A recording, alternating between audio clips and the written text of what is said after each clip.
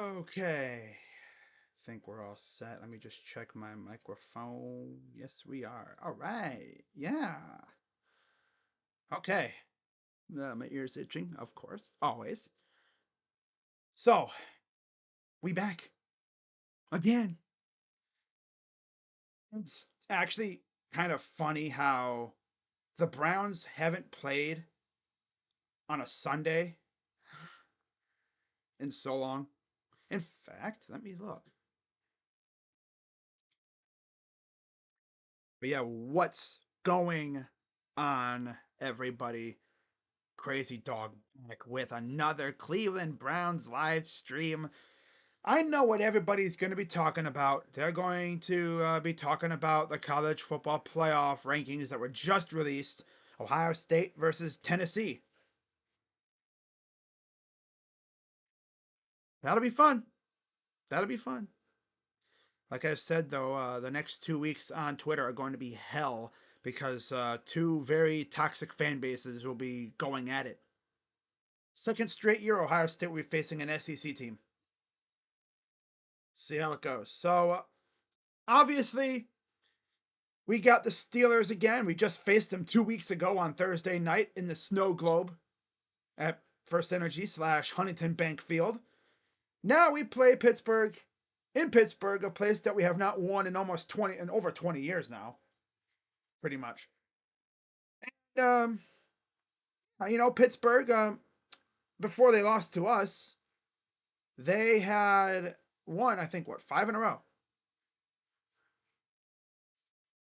But you know what's crazy? I have not streamed a Browns game in over a month, technically. Well, no, on Sunday. Yeah, I haven't streamed a Browns game on a Sunday in over a month because I wanted to stream the Saints game, but that was when Sunday Ticket was being evil to me, so I couldn't stream that game. And then we had a Thursday and then a Monday nighter, and now we're back on Sunday. Now, the Steelers are coming off a 44-38 win over Cincinnati. Browns, of course, lost 41-32 on Monday night against Denver. Browns continued to try to play spoiler in the division. They went 2-1 at home against the division. Now they have 3 road games coming up, as there's a live look at a sunny Pittsburgh, Pennsylvania. Steeler fans waving those ugly ass towels. And getting into the inactive list for the Cleveland Browns, the road team. Really anything unexpected. Bailey Zappi, Cedric Tillman still out with a concussion. Deontay Foreman, Chigozie Anusium, Jamari Thrash, Sam Kamara, and James Houston, who they got on waivers a few weeks ago. And then for Pittsburgh, there's actually one very shocking name on the list. That's George Pickens. He popped up on the injury report with a hamstring injury. I think he tested it out pregame, but yeah, he's not going today. He's inactive. Corey Trice, Max Sharping, Dean Lowry, and Kyle Allen are the other inactives for Pittsburgh. So that's it there. I don't really need to go through too much because I just talked about these two teams 2 weeks ago. It's crazy. I haven't done a freaking Browns game on a Sunday in over a month. That's nuts. So, for any degenerates who actually bet, again, I always like to say that degenerate, psychopath who bet these games, the spread is up to 6 now. It opened as a Pittsburgh 5.5 point. Now it's Pittsburgh by 6. The total is 42.5.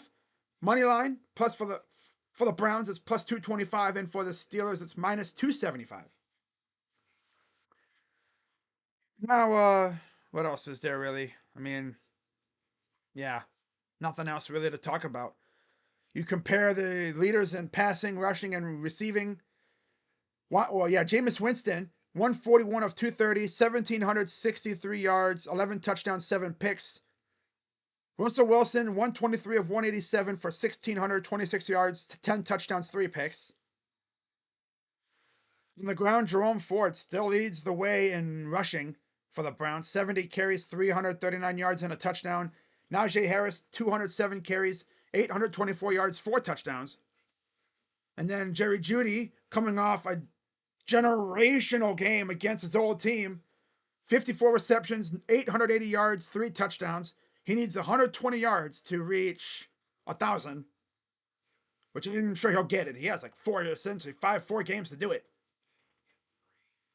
And George Pickens, who is now out for this game, 55 receptions, 850 yards, and 3 touchdowns. All right, so that's it for that.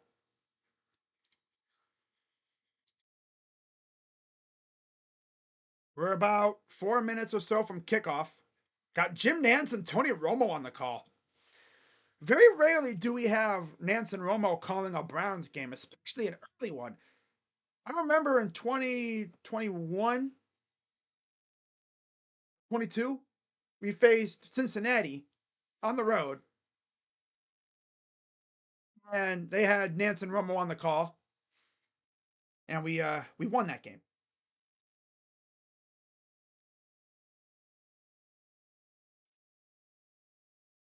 Ready to be the first December home game for Ohio State in their Ohio State Buckeye football history. Wow, they need to go all scarlet. Honestly, I'd break out the freaking all black unis. That'd be awesome. No, what they're gonna do is they're gonna break out the playoff stripe unis. For those who are wondering what are those unis, the jersey I wear in my Ohio State streams, that is their playoff jersey. I'm sure they'll be wearing those. Yeah, I'm sure they'll be wearing those.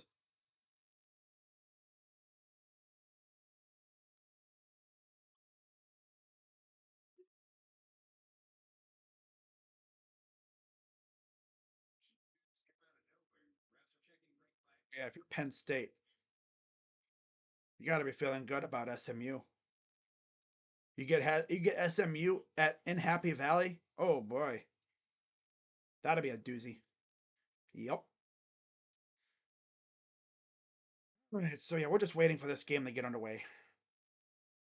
But yeah, no Pickens. That's big. Because let's take a look at their receiving core without him, right? Because Pickens has obviously been the one to make all kinds of plays against us. He on that one play. So with no Pickens, Van Jefferson, Calvin Austin, Scotty Miller, Ben Skronik, and Mike Williams are their receivers. I expect them to go heavy tight ends and running back. Because as long as our corners are actually playing serious ball, we should be able to handle their receivers. Their receiving core does not scare me at all without Pickens. So, oh wow, look at this. Fell nerd. There will be 5 games played between the CFB playoffs and NFL on Saturday, December 21st. Oh my goodness. SMU, Penn State at noon. 1 o'clock, Texans and Chiefs. Clemson, Texas at 4. Steelers, Ravens at 4:30. And then, apparently the nightcap, Tennessee, Ohio State. People actually thought that game would be at noon. Nah. Nah. Wow. That's supposedly going to be the slate on Saturday, December 21st. So I'll be doing. I might even talk to JB Taylor, see if he'd want to do a game. Honestly, though, I might just save my energy for Tennessee, Ohio State. Because the other 2 games aren't really, they're mid. I might just want to sit back and watch those 2. That means who the heck's going to be on Friday then? I think there's going to be a game on Friday too, right?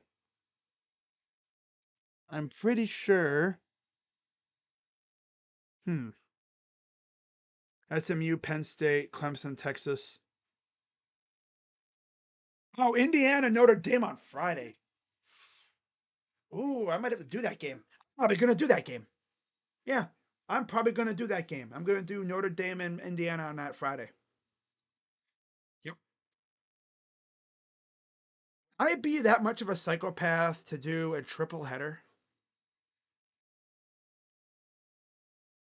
I mean, I could probably do Clemson, Texas, and then jump right into Ohio State, Tennessee.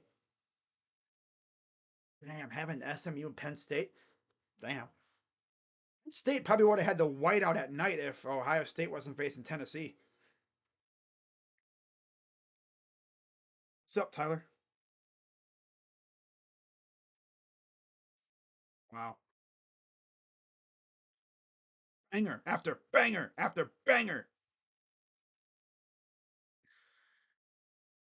I need the coldest night ever.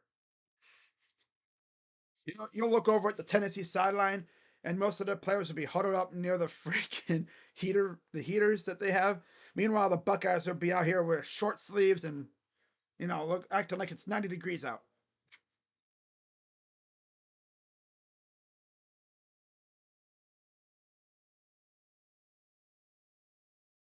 So yeah, we should be underway here in a few minutes.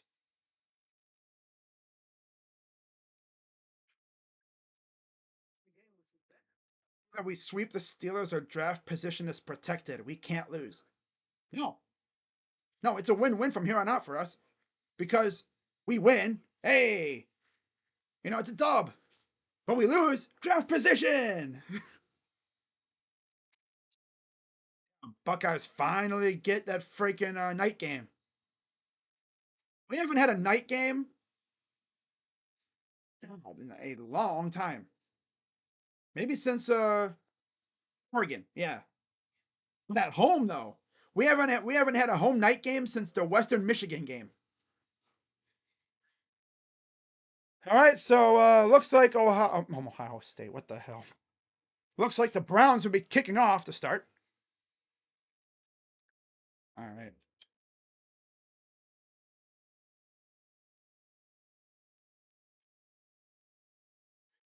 So that means Ohio.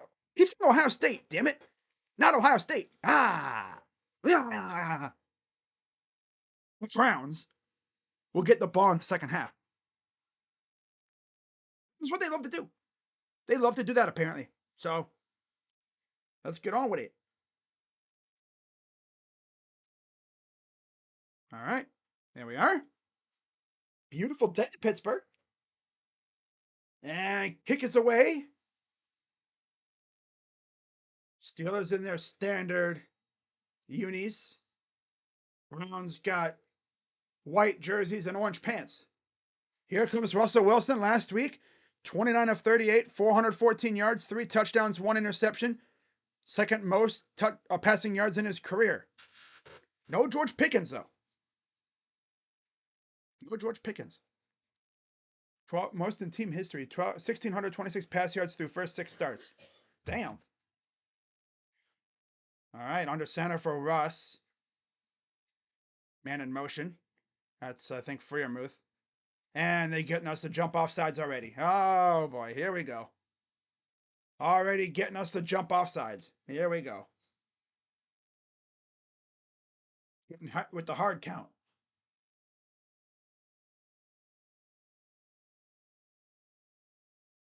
Already starting with the freaking shenanigans. All right.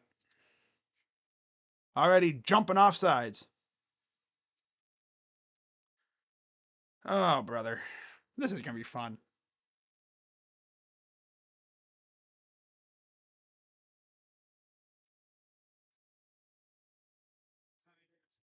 Under center. Here's Harris. He'll get about 6. No, he'll get about 4. 3 or 4 yards. They're going to say 3 yards. Okay. Moore, Somalo, Frazier, McCormick, and Jones up front. Protecting Russ or Wilson. Again, no Pickens today. Snap. Back to pass. Dumps it off. This is Washington. Gets nothing. I don't think they're going to really throw it deep too many times because they don't have Pickens. Pickens was their go-to guy on deep throws. And of course, for the Browns up front, formidable D-line of Garrett, Tomlinson, Harris, and Okoronkwo. Hicks and Diabate at linebacker. And then Ward, Newsome, Delpit, Thornhill, and Emerson. Garrett had 3 sacks against the Steelers 2 weeks ago.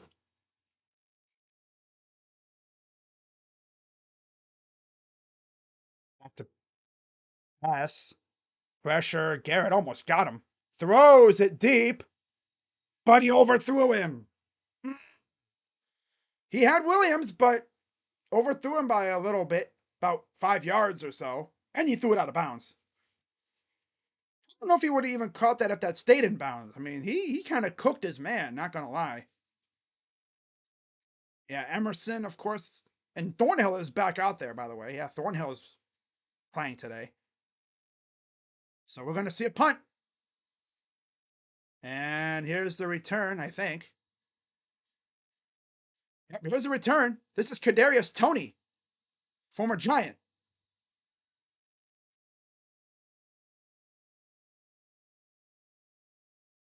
And Newsome already drawing at somebody. Can't imagine being Newsome and actually drawing at somebody. Here's Jameis Winston. 34-58, 497 yards, 4 touchdowns, 3 picks last week. A franchise record. Damn near 500 passing yards last week.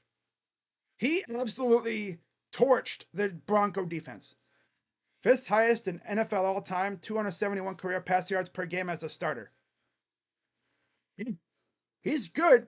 It's just his decision making is kind of sus, though. So there's Nick Chubb back in Pittsburgh for the first time since he tore his knee up last year. Under center for Winston. Judy motions inside. Snap. And right away, there's TJ Watt. Blows it up immediately. Oh, brother. Nobody even bothered to, block him. Like, hey, you got to block him, you know. Here's a word of advice. Block him. He's extra motivated now because he saw Myles Garrett get 3 sacks against the Steelers 2 weeks ago, and he got nothing. 2nd and 15. Snap. Oh, nice block. Throws it at the ground.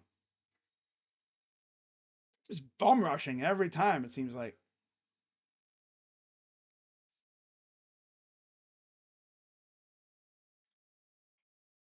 Queen coming up the middle. Good blocking by Chubb, giving Winston a little more time. Oh. But yeah, they're not going to call that because it happened against us. If that was us doing that, they would have thrown 15 flags. That would have been a free 15 if that was our defender. Oh well. 3rd and 15, back to pass. And sack. Jameis, why are you sitting in the pocket for 3 hours? My God. Get rid of the damn ball. A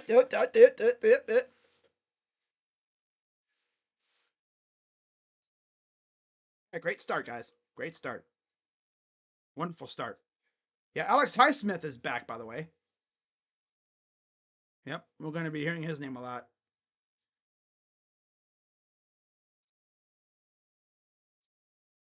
Yeah, great start, guys. Great start. And the kick is away. It'll be a fantastic punt return. They'll get it already in Browns territory.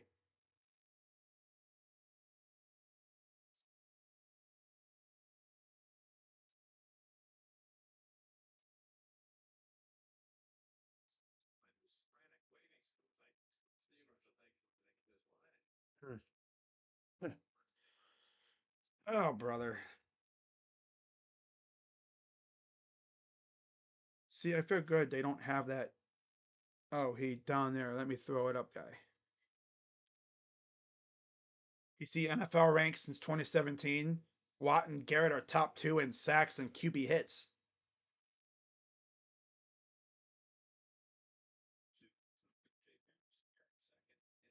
Big Ford already heading into the medical tent. Oh boy, already for the Browns. Back to run it off. And here's Harris. Big run already.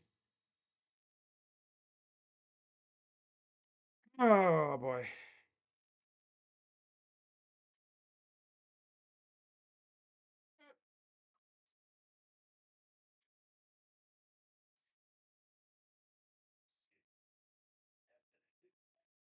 Yeah. This is not going to go well. I can already see it now.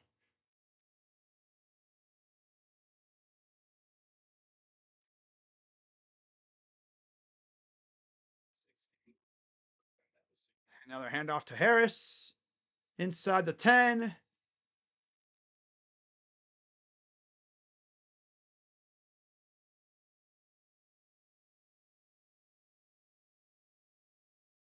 They're just going to give it to Harris over and over.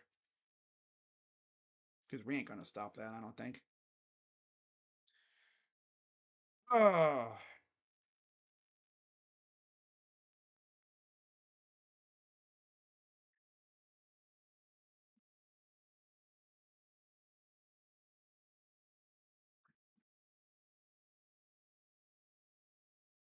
Here's a pitch. He'll get about 2. Maybe 3rd and 1.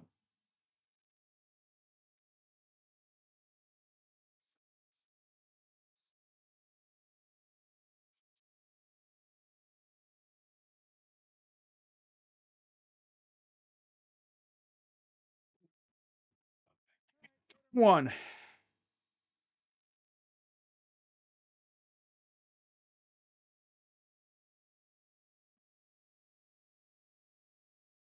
Washington motions. I'm sorry, I know it's a flag. That's a flag. It might be an illegal formation. Yeah. Or a false start somewhere.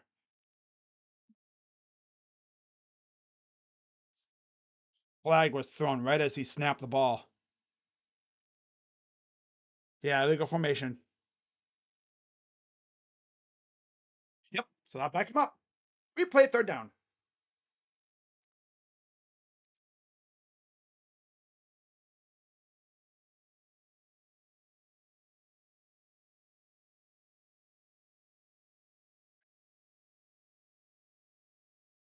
Right there, yeah. Flag was thrown immediately. So it's 3rd and 6.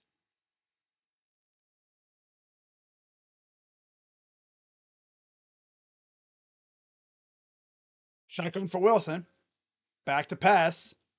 Pressured. What the hell was that? That was the ball, but the ball just went doink. A Madden glitch. Went doink. So, oh, what the hell was that? What happened? Did he hit it off the back of his own lineman? Good pressure by Okoronkwo getting in there, and he's lucky it didn't go in right in one of our guys' hands. So Boswell to attempt a field goal to get them on the board.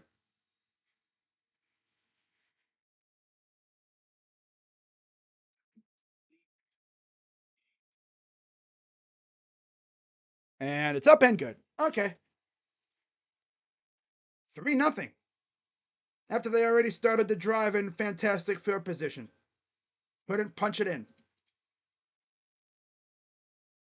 Garrett was breathing down Wilson's neck.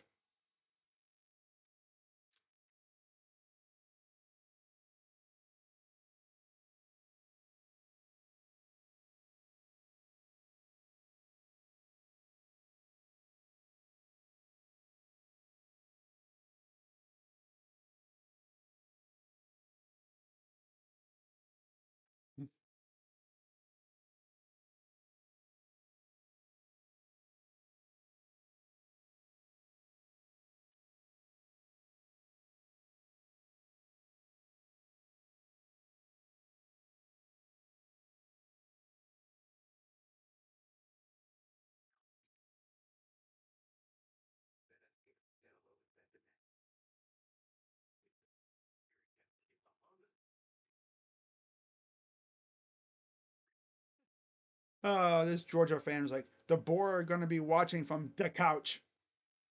Man,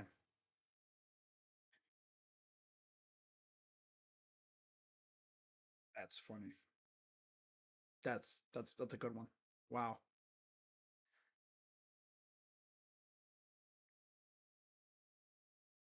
I can already see the SEC glazing starting on Twitter. I can already see it. The SEC glazing has already begun. Not really surprised though. Who wants to bet Dan Moore can bear hug Myles Garrett all game and not get caught for a hold? Oh yeah, that's what it's gonna be. Because they can do whatever they want. Now we can't do anything, wrong, because the moment we do something wrong, there's a flag. I'm just surprised they threw that flag on the illegal formation, being as they let the Steelers get away with a lot of stuff. Not even just against us. Like you watch a lot of these Steeler games, they've been getting away with all kinds of stuff.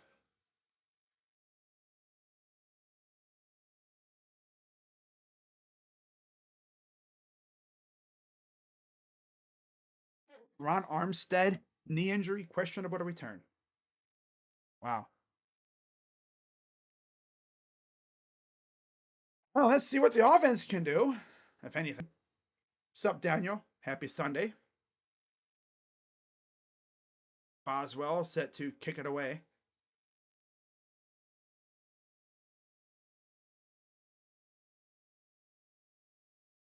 3-0 Steelers. Kicks up and end zone. Pinch back. Oh, someone's coming back from the locker room. Must have been Mike Ford or something coming back from the locker room.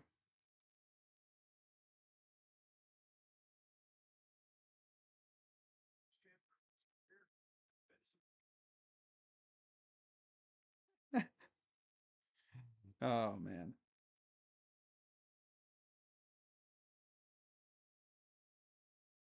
Yeah. All right. Shotgun for Winston.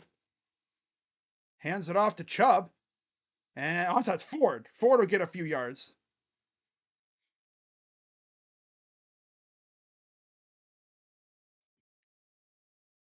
Offensive line, you have Ifedi, Batonio, Posick, Teller, and Conklin. And then the backs and receivers, Chubb, Judy, Woods, Moore. What's up, Jacob? 2nd and 3. Chubb in the backfield to the left. Winston in the gun. Hands it off. Chubb gets a first down.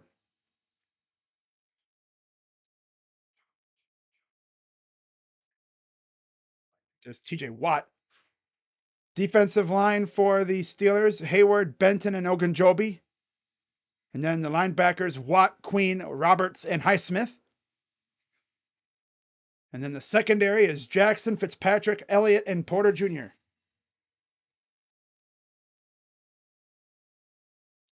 1.5 sacks this season leads the team for TJ. By formation. Okay, now they're going single back. Chubb's still out there. Snap. A pitch. And Chubb will get a yard.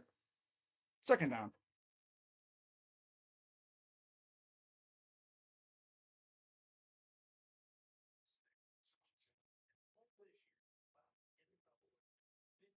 Fourth in the rush. 19th pass. 6th total defense.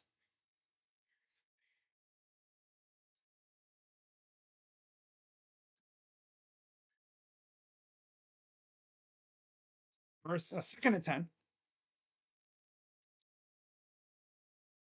Judy out wide. In the bottom of the screen. They motion strong. Empty backfield. Back to pass. Hot.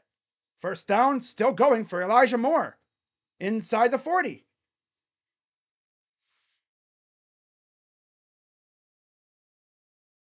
Throw.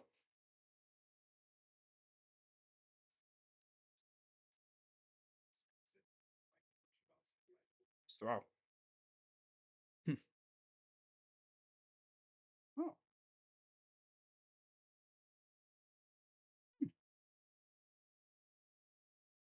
Oh, there it is.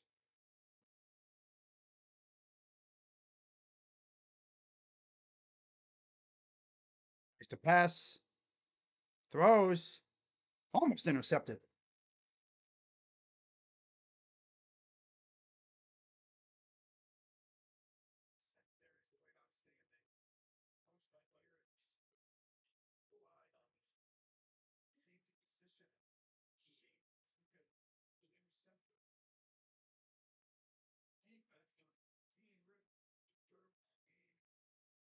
Almost picked off. He did that last week, too. Do some dangerous passes. Second and 10. Back to pass. Dumps it off to Ford. Gets about a yard.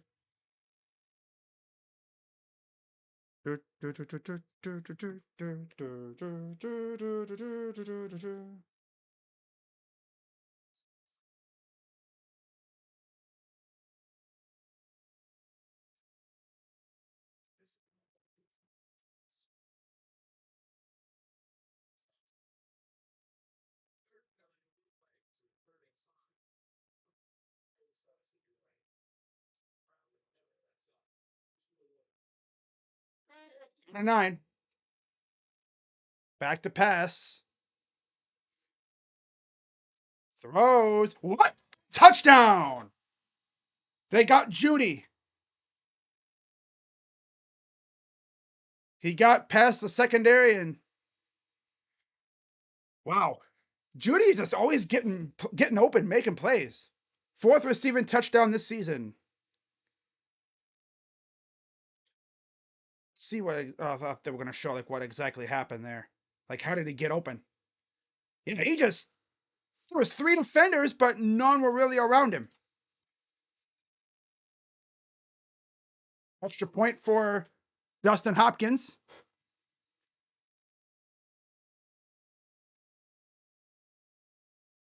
Snap. It's up and right down the middle. Wow, 7-3, right down the field on him. Nice.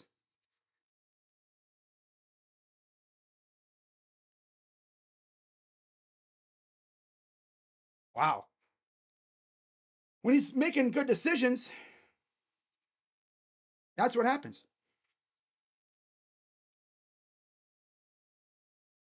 Very freaking Judy. He was going to take off with it, but then he found Judy open.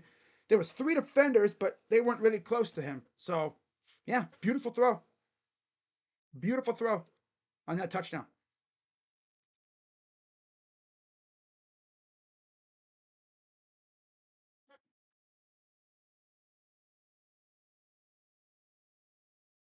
Oh, I love it.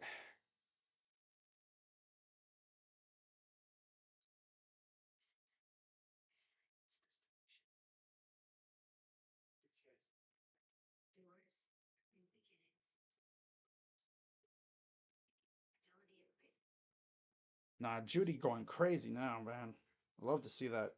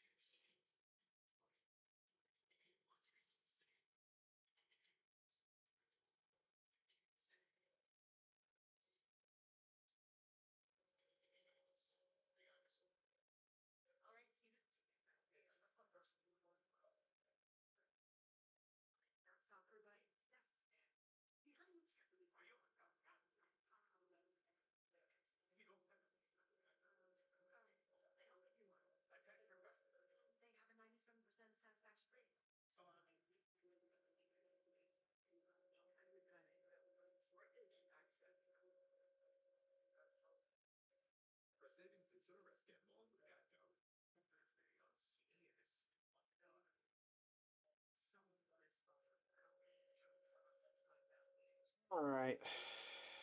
Gotta fix my fantasy team here real quick. Yeah.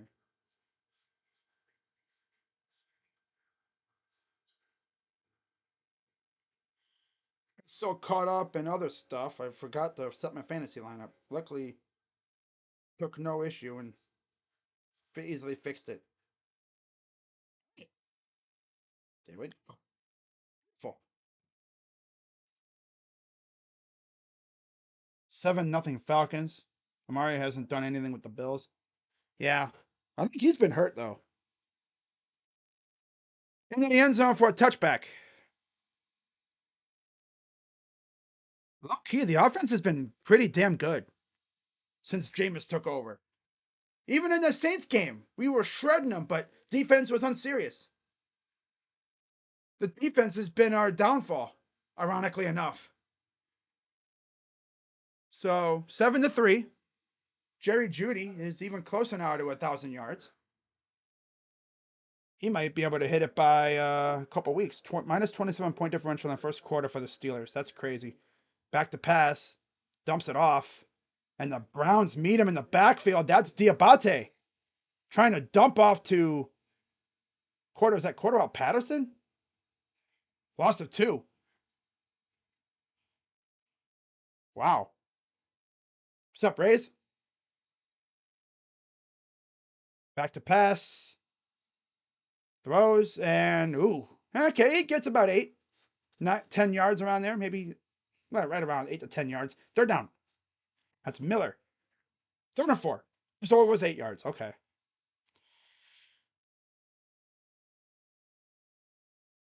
5 yards for Russell Wilson. Miles need to get a sack here. There's Mike Tomlin. 3rd and 4. Jalen Warren in the backfield. Shotgun for Wilson. Snap. Garrett's coming. Here he comes. Overthrows his man by like 10 yards. Garrett was again just coming right at him.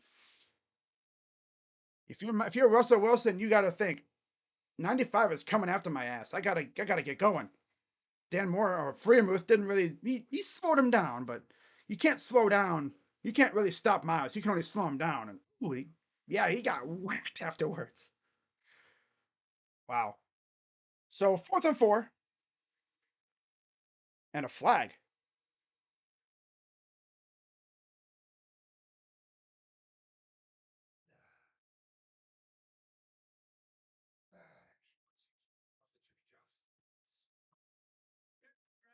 Intentional grounding. Oh.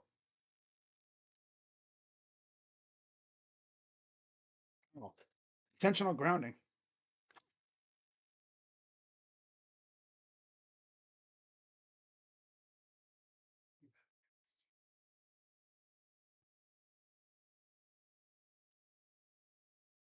That was nowhere even close to anybody. So here's another punt coming up.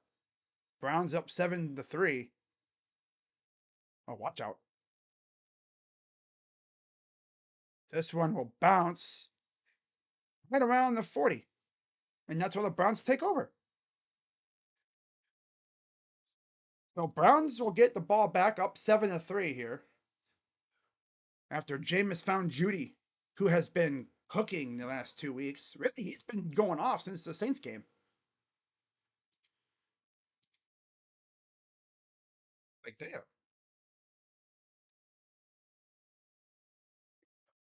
I really just find it hilarious. Jeudy has been hooping against the Steelers, and they were the main ones all offseason saying he can't catch or he's not good. That's tough. Imoni Bates drops a hint via social media as he works toward return. Okay. For the first time in 25 years, the Clippers and Lakers will play simultaneous home games in LA. Wow. Played the same day, I think, before, but usually one team would play like early in the afternoon and then the next one would play later at night. How trippy is that going to be? Them playing at the same time. Look at Jameis stepping up in the pocket, open to Jeudy for the touchdown. That's crazy to me. Sean would have been sitting in the pocket. He would have been trying to make something out of. Make nothing out of something. Jameis, at least he's funny to watch. Like I've said though, the Jameis experience is a wild one. It's a roller coaster. With every up, there's a big down.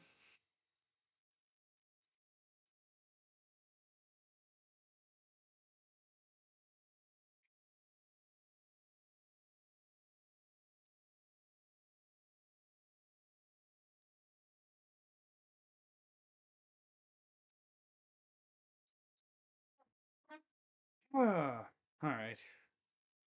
Let's see how they do on this drive.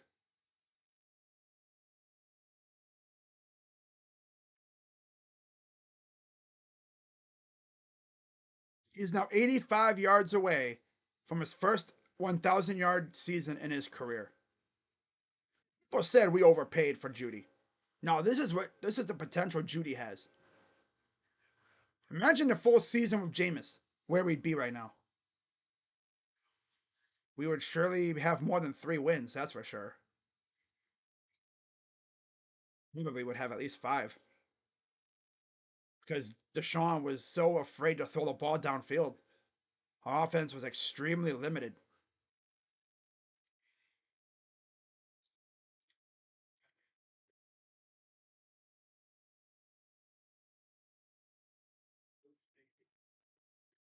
All right, so Browns take it back here. First and 10. 2 guys in the backfield. They motion Moore out. Hands it off. Chubb gets about 4, maybe 5. Second down. QB matchups following 400 plus yard passing games all time. Jameis and Russell today. Fitzpatrick versus Ben in 2018. Manning versus Manning in 2013. Wow.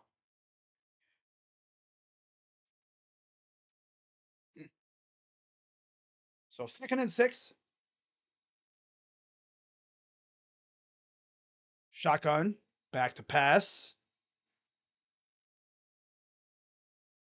And he misses his man trying to go to Whiteheart. Third down.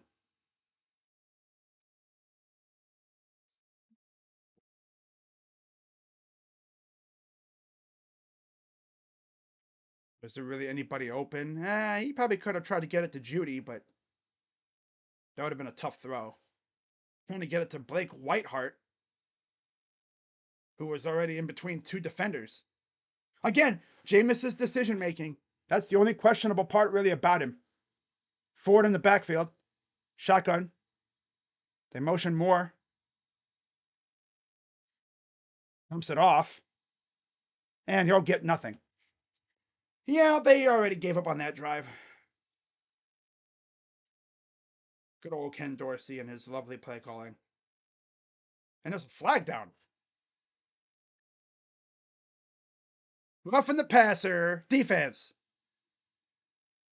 So that's a free first down. Drive continues.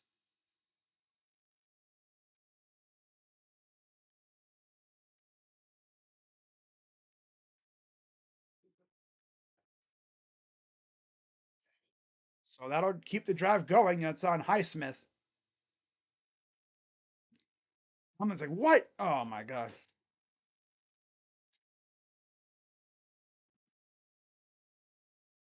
So first and 10 Browns. 3:44 to go. But let's see how egregious this was. Got it. And then, I mean, it was way after he threw the ball. So I guess, okay. Obviously, I'm not mad because, it benefited my team, but damn. I could see why they're pissed about that. First and 10 in Steeler territory. Shotgun. Hands it off to Chubb. And instead of bouncing it out, he goes right up the middle. I would have bounced it out and tried to cut up field. Probably could have got more yards out of that. I don't know what it is with my teams and just the obsession with running up the middle. Oh, well. Darnold. Arnold. Oh, no. Oh, damn. I didn't even. Wow. Addison. Hmm. Okay.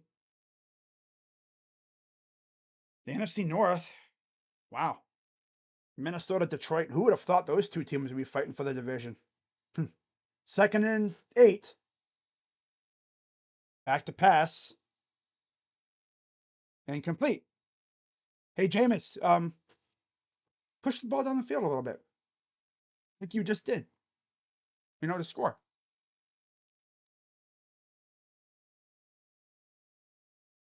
You're supposed to be throwing it everywhere, man. I mean, I'll throw it in the general vicinity and you have to go get it. That's the one thing that kind of gets me is his decision making.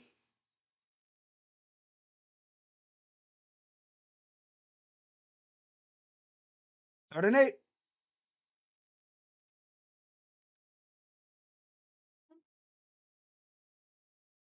Steelers crowding the line, back to pass, and another whistle. Another flag. Delay of game.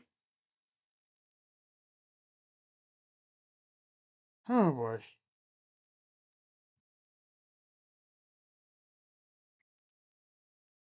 I already know they already gave up on this drive. They're probably just gonna run it for a few yards. Something.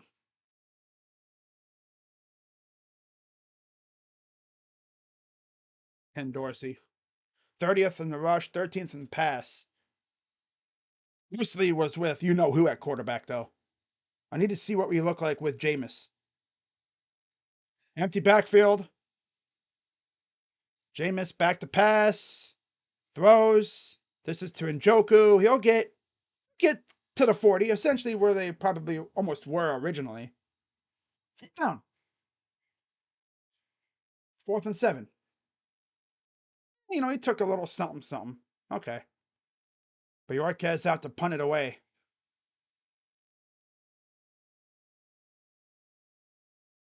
And Austin back to punt it, back to receive the punt.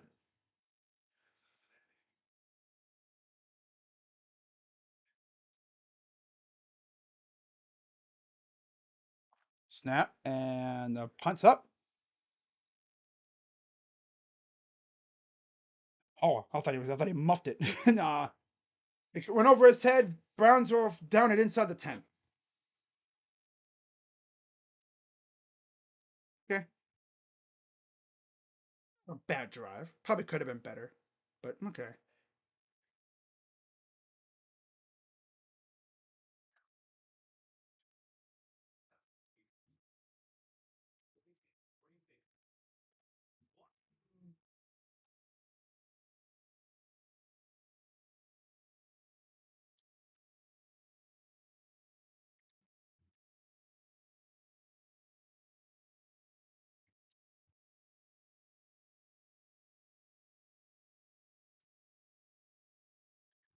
Yeah, we'll find out the other bowl matchups probably later on today.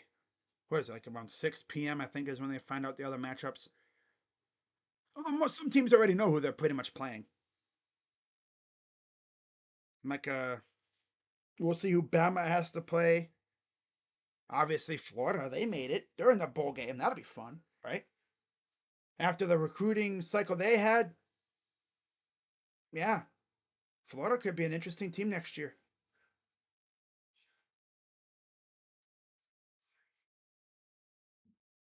Florida had just kept or went with DJ Lagway from the beginning.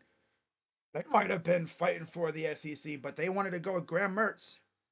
Which, I mean, you can understand that because, you know, the veteran and everything. You don't want to throw a freshman out there too early, but DJ Lagway seems like he has something going.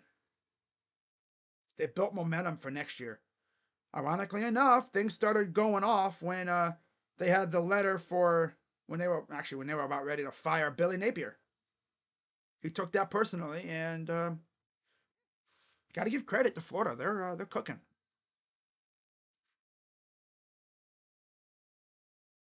Has Elijah Moore made a significant defender miss at all since he's been in Cleveland? No.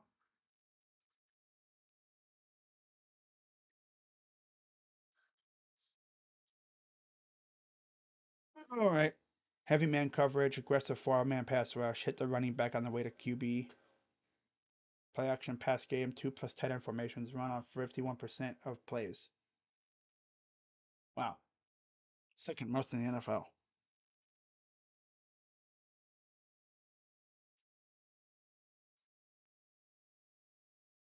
So Russell Wilson will get it inside their own 10.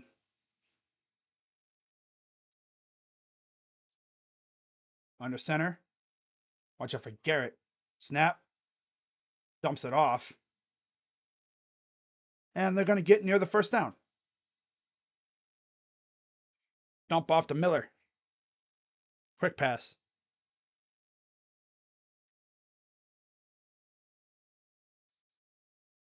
Yeah, the wide 9.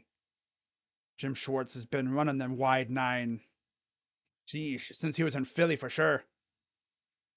So 2nd and 1. Browns are crowding the line. Looks like they've backed off a bit. Najee Harris loses a yard. Good job by the Browns to set the edge. Shut off that outside running lane. Funnel him inside into the massive humanity. Winning a little tempo here, huh? 3rd and 2. Back to pass. Throws over everybody's head. 4th down. Yeesh. Another ugly drive. Man. With no Pickens, it's tough to get aggressive against this team, I guess. Because Pickens is the guy that you could just yeet the ball up and he'll go get it. Not having him, it really makes things complicated.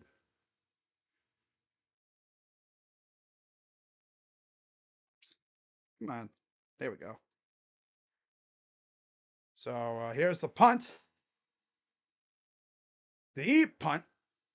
Here's the return by Tony again. Bobbing and weaving. He'll get it to the 37, 38-yard line.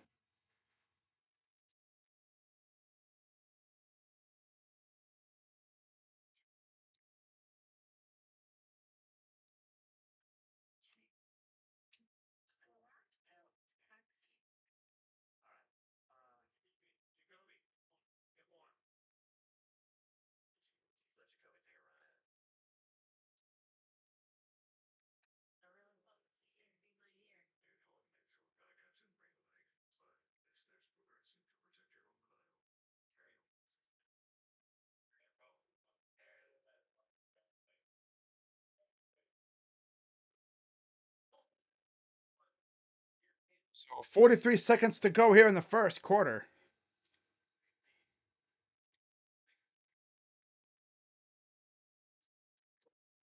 Browns Steelers offense looks like they just woke up from a nap. Here's Chubb.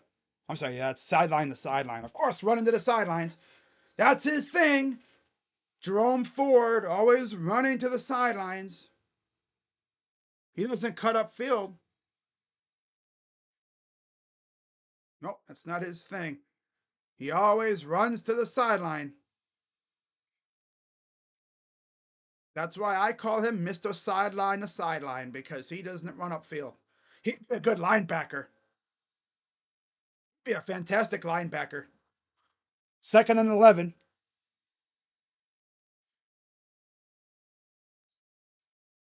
On Jameis. That'll end the first quarter. God. So after 1, Browns lead 7-3.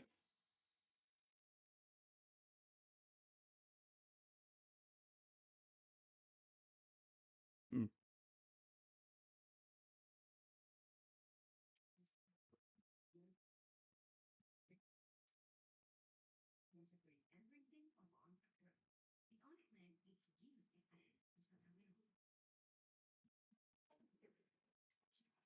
Only 4 more games of Ethan Posick after today. Yeah, Whippler should honestly have been our starter, but okay. Now that I'm seeing how not great Ethan is this year, maybe it's because of change in the O-line coach. Because it seemed like Ethan was pretty good last year. Of course, as usual, everyone just took a step back, especially when you bring in a O-line coach who, I swear, could pull off a Jonah Hill impersonation. Just his face looks like Jonah Hill. I'm sure Jonah Hill himself could probably be a better O-line coach than the dude we brought in. Probably good. Good. It's nerdy. I'm not talking about Jonah, obviously, because Jonah's an awesome actor. I mean, God, the movies he's been in, he's hilarious. But, like, the dude we have, right?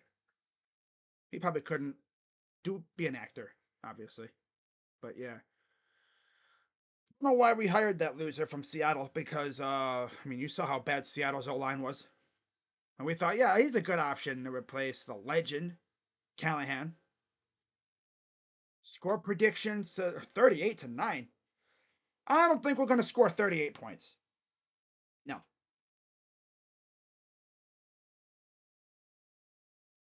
21st.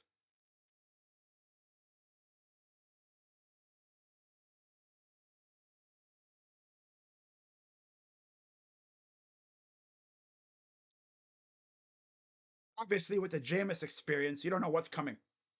It's like a box of chocolates. You don't know what you're gonna get. It's like watching Jameis play, it's like you're just expecting bad things to happen. But then again, it's like roulette. Yeah, that's even better way to put it. It's like roulette.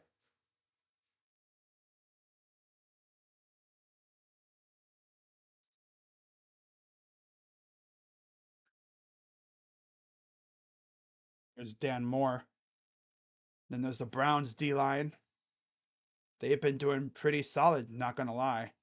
Empty backfield for Jameis. Steps out of the pocket, throws it to nobody. Oh man. Hey Jameis, you're supposed to throw it like downfield to your guys.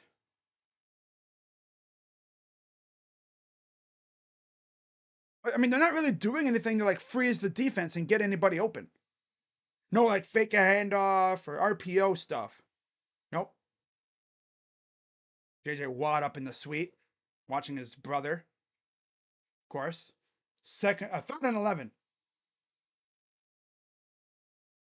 Shotgun empty backfield again. Snap. And he over. Oh, jeez. Everybody. God. Overthrow, overthrow, overthrow, overthrow. God. He's throwing it everywhere but to his receivers. Ah, Jameis. Nobody's really getting open because they're not doing anything to freeze the defense.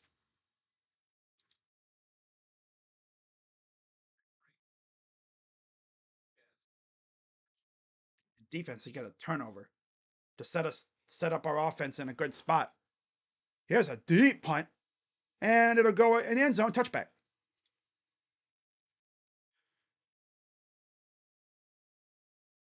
I mean, of course, after watching this team last week, the Browns' offense was getting whatever they wanted when Jameis wasn't throwing it to the other team.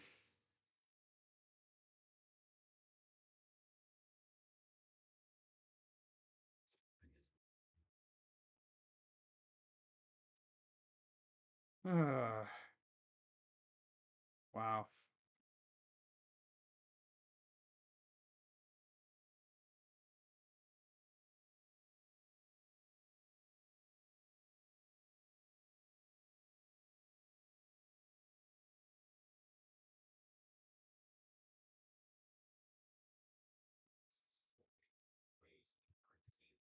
So here's Russell Wilson, 1st and 10.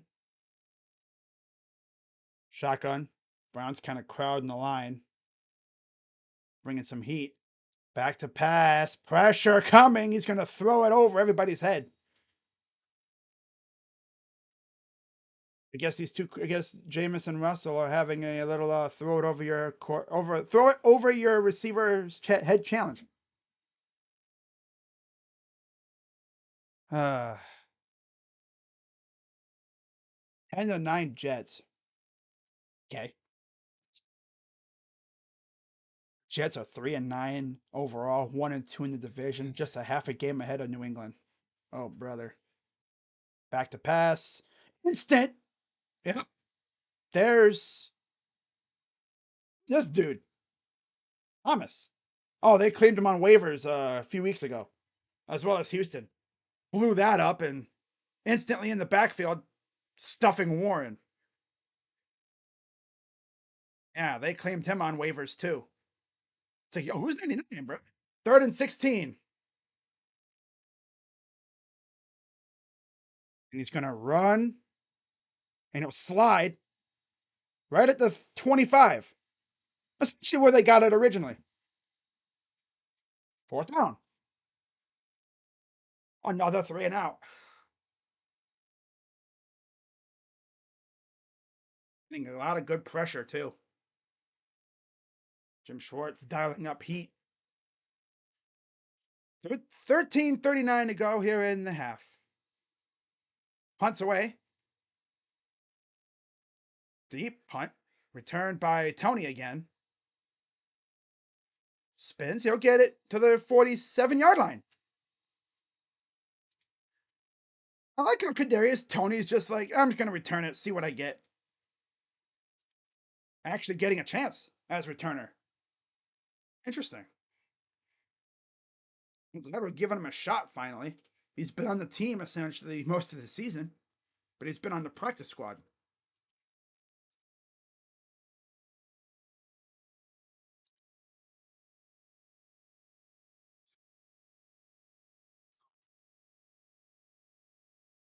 Yeah, Browns are getting way too pass happy again.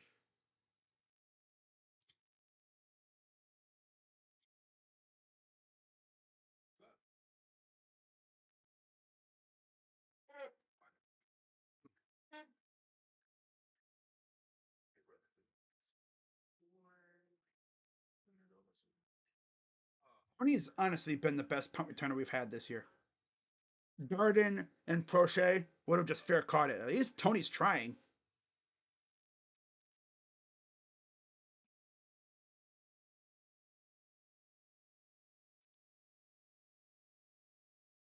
I mean, if we can just hit a few blocks, he might be able to break one.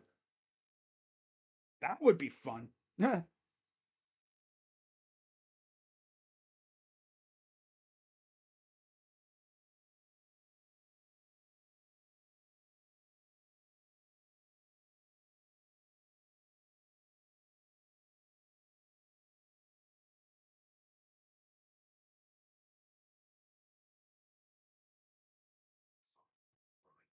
Oh, man.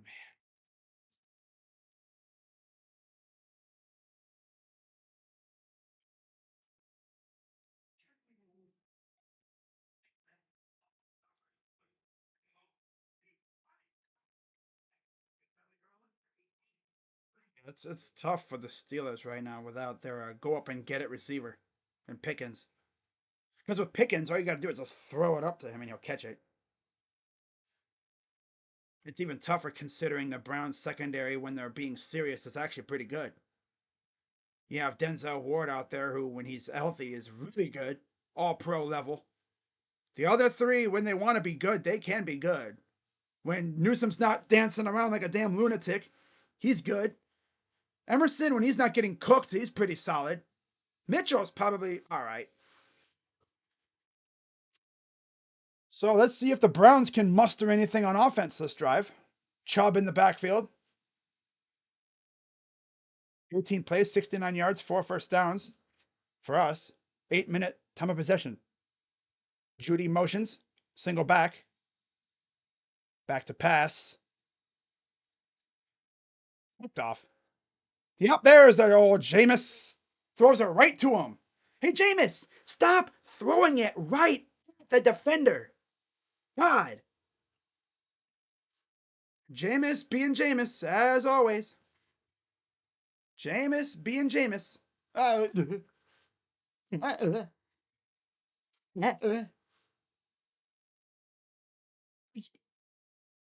it was tipped, but bro,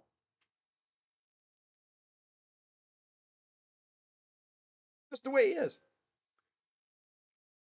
That might have been tipped, but I'm not sure. Regardless, I mean, what are we doing, bro? Can Kent Dorsey push the ball down the field a little bit? God, his dump offs. Well, now the Steelers get it, and they're probably going to turn this into points. Snap. And he throws it to nobody. I think that was Calvin Austin. He didn't even get off the line. I was even shocked by freaking Jameis. It's Jameis. It's what he does. He'll do something really good and then do something stupid like throw it right at the defender. It's not even like, the defender has to go up and make a play. He throws right at him. Like he's like, hey, guy, you're my friend. Because Patterson gets about 2. That's just Jameis. Who else but Jameis? Be like, who else but Quagmire? But except this is Jameis. It's the way he is. His decision making has always been kind of, yeah. He's wild. He's a wild one. He'll throw a 70-yard touchdown, and then he'll burp and throw a freaking pick right to the dude. 3rd and 7. 0 for 5 so far. Come on, defense. We need a turnover here. Get one back. Snap. Throws it to nobody. And a flag. That ball was like 20 yards ahead of everybody, but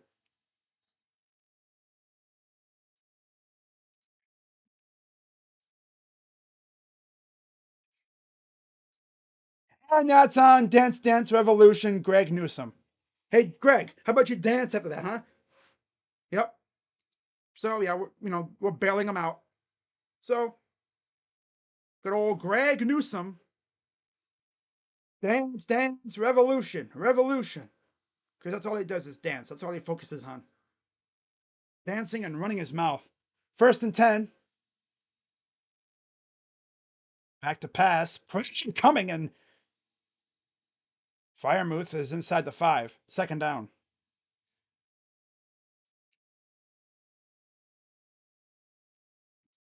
Dance, dance, revolution.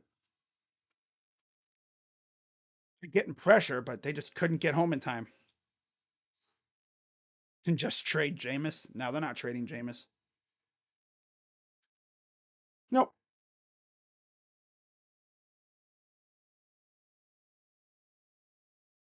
Yeah. 2nd and 3.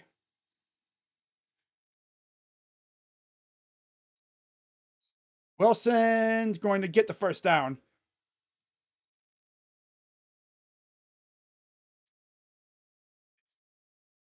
It's getting good penetration, but just not getting home.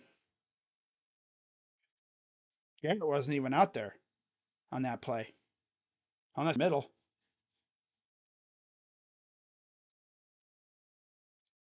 Single.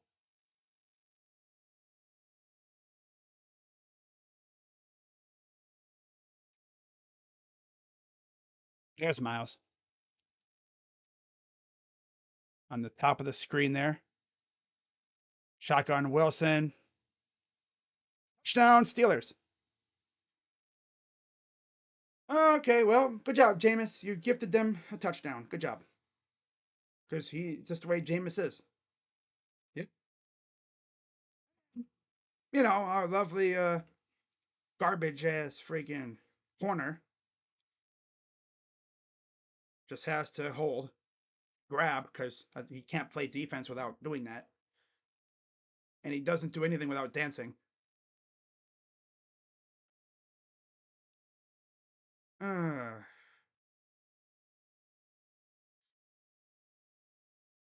Up and good.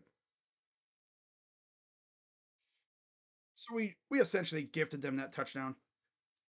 10-7. Good job, Jameis. Yep. Good job, Jameis.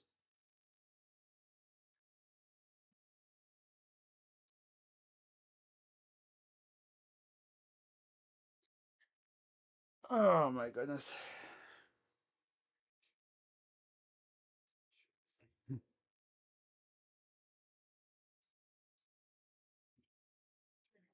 Our quarterback hands out picks like candy.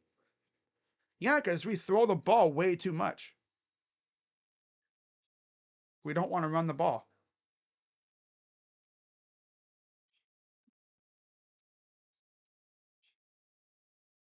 Russian roulette. That's pretty much the way it is. It is Russian roulette.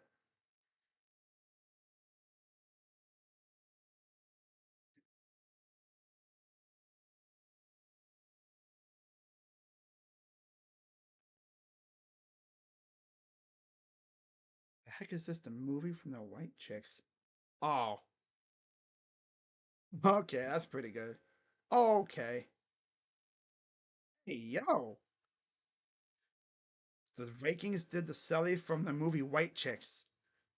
I mean, the Browns did a celly last week where they did the Kaisenet noodle thing where they whack someone in the head. Except they used a towel. Yeah.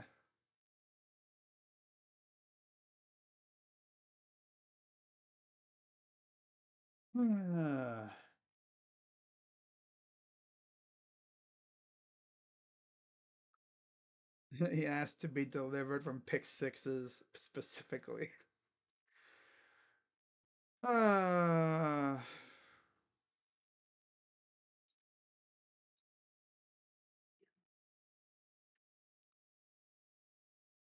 even surprised. And then it looked like we had him stopped, and then the dancer had to freaking get involved. Like I said, though, Denzel's our best corner.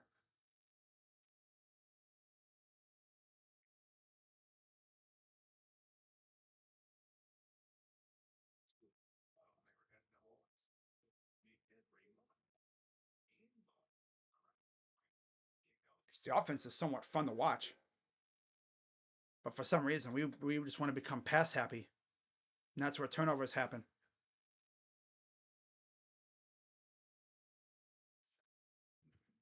Second worst in the NFL, -7 scoring margin in the second quarter, -70.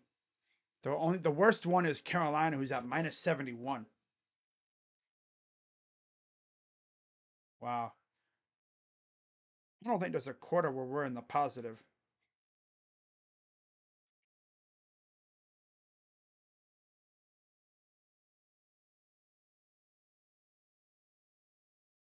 There we go.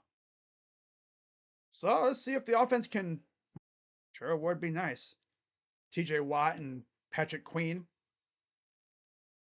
It's crazy. Last year, Queen was a rival. Now he's a starter for them. He's beloved by the fan base, mostly. First and 10. Jameis with Chubb to his left. Back to pass. Throws it away. God, this dude stands in the pocket.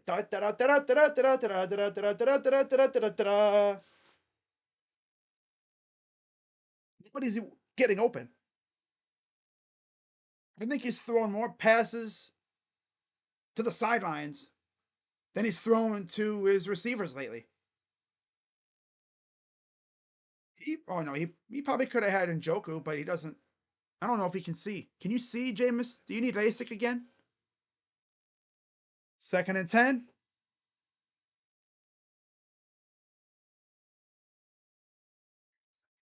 Hands it off to Ford. Sidelines, he'll get about 5. See, like literally, Ford literally runs directly towards the sidelines. He could have a gaping hole, and he'd still run to the sideline. Like he really cannot cut up field. He sees the sideline and he runs right to the sideline. 55 pass yards for the Browns, 21 for the Steelers. But we have only 19 rush. They have 44 rush. Third and 5. Snap. Throws over everybody's head. Oh, Jameis. Just yeeting the ball every time. God, we don't have Godzilla as our receiver, bro. Like, you got to throw it to our dude's hands. God.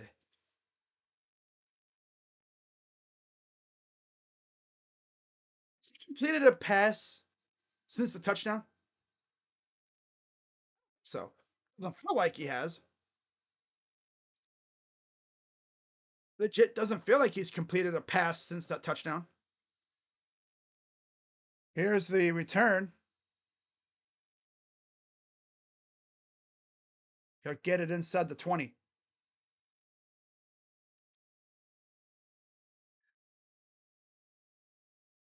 Oh,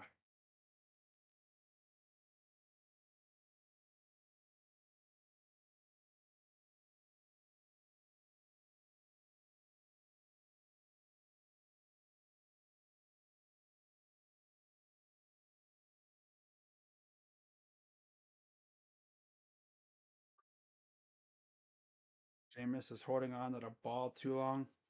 Yeah. And then he yeets the ball like 20 yards out of bounds.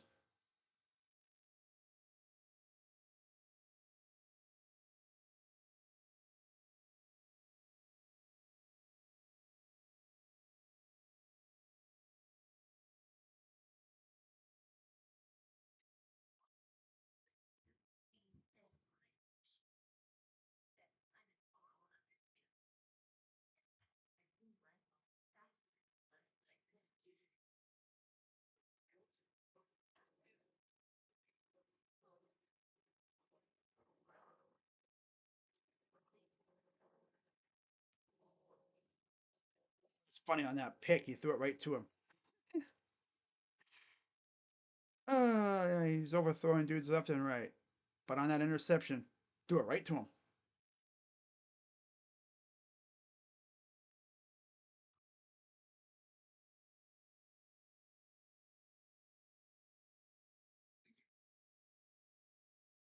Had a window to find Michael Woods in a hole shot on third down, but he's overthrown him both times. Hmm.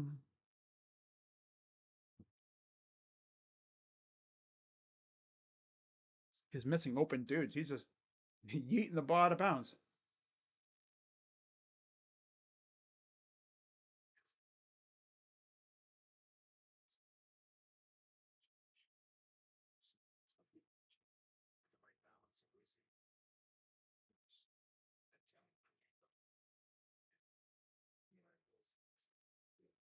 Well, I guess the good news is we only have, what, 4 more games after this?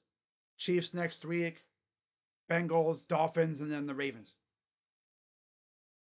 Then it's on to the playoffs. And I'll be doing some playoff games, of course, but it's going to be a loaded schedule these next couple days on the channel. Basketball, and then playoff, college football, and then eventually playoff pro football. 1st and 10 for the Steelers at their own 19. Under center. And he'll get about 2. Tackle by Harris. Delby.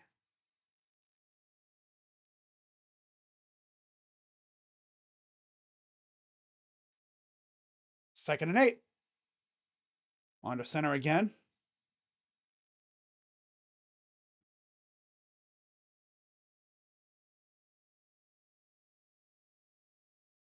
Another run gets a hard fought 6 yards.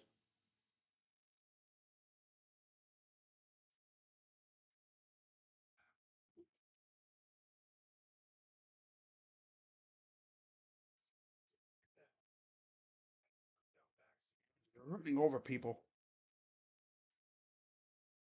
Starting 2.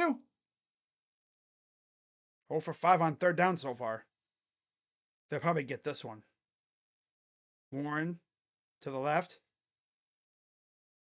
And there's Russell Wilson all around, all alone. First down. Like I said, they were going to get it.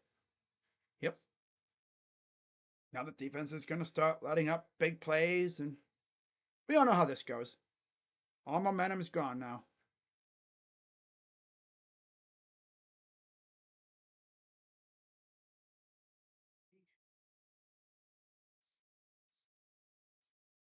First and 10. Was that Fields before? That might have been Fields. Wilson under center. Another handoff. Breaking tackles. As always. First down.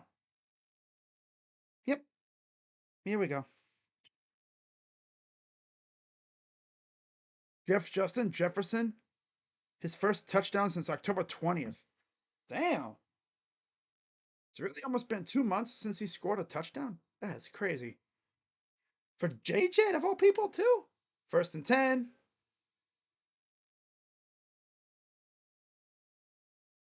Snap. Hands off again. Yeah, why pass it when you can just run it up the gut? Oh, here we go. Now there's a little jawing back and forth going down.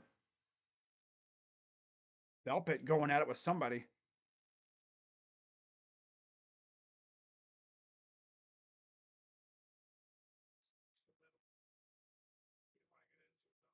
Oh. Okay, Delpit I can understand because he's actually done really well, but Emerson, bro, you shouldn't be talking, fool. You're burnt toast. Second and 3. These Delpit's been solid. He's actually played well. Here's a pitch.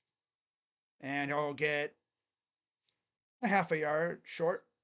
So it's a gain of about 2, maybe 2.5. Third down.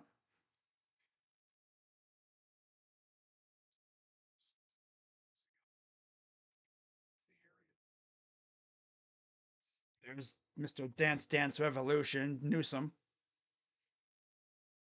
All he does is think about dancing.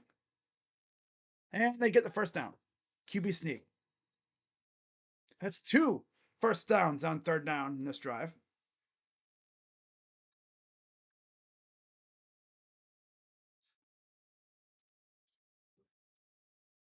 They're not throwing it at all. Watch, they're just going to run it down our throat this entire drive.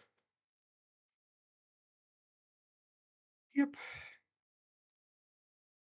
Back to pass. Throws it up. That's a flag.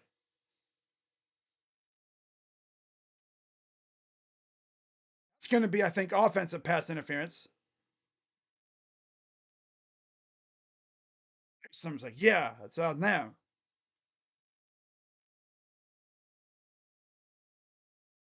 Yeah. Williams pushed Newsom down to get that. Still, that'll back him up. Yeah, he pushed off on Newsom. Yeah. Clear.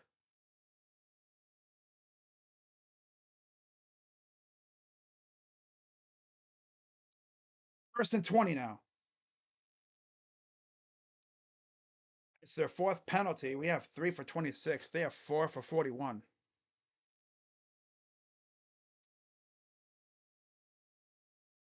There's Williams. Recently added at the trade deadline, remember? First and 20. Snap.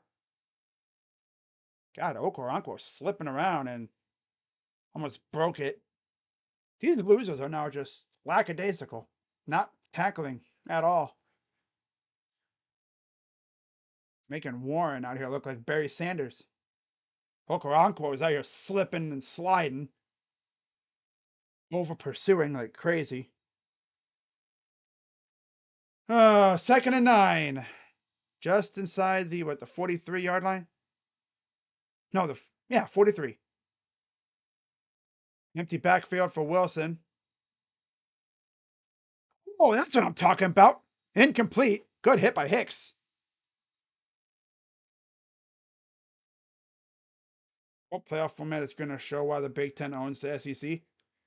Indiana is probably the only team that's going to lose in the first round.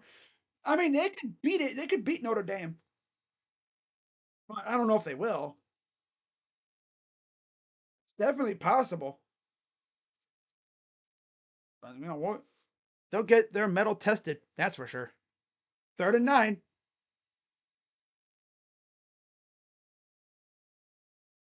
Shotgun. Warren to the right again. Snap. Pressure up the middle. He's going to throw it.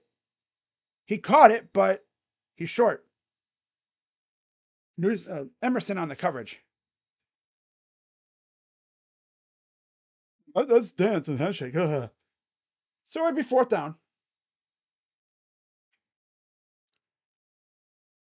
Pressure by Hicks coming up the middle, but okay, Emerson was able to bring him down. So here's another field goal attempt for Boswell. 4th and 2. 54-yard attempt.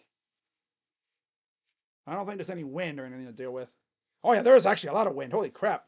It's up, but he got it because he mitigated for the wind, kicked it to the left, and it hooked right, so it's good. 13-7.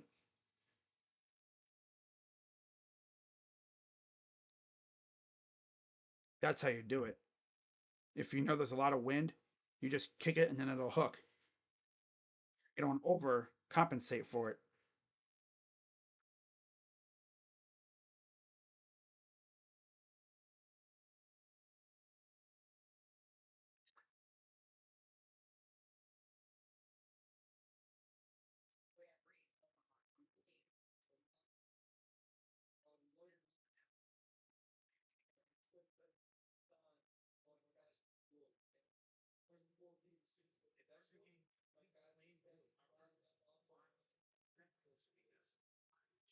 Uh,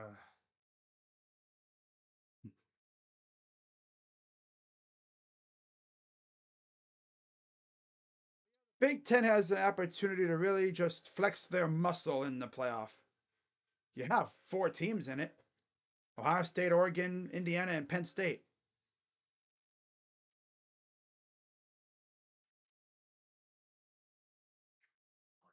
The SEC only has Georgia and Tennessee. That's crazy, though. Georgia and Tennessee. Big 12 has. Oh, yeah. How about that, though? No BYU. Wow. Yeah, because they floundered at the end. 1-125. No excuses for crazy. They're going to be neutral field. We need to get through Tennessee first. Not going to overlook Tennessee. Nico, I am Olivia.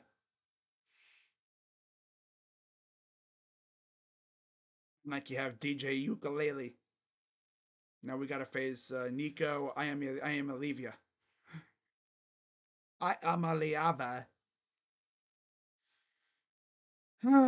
Getting close to halftime.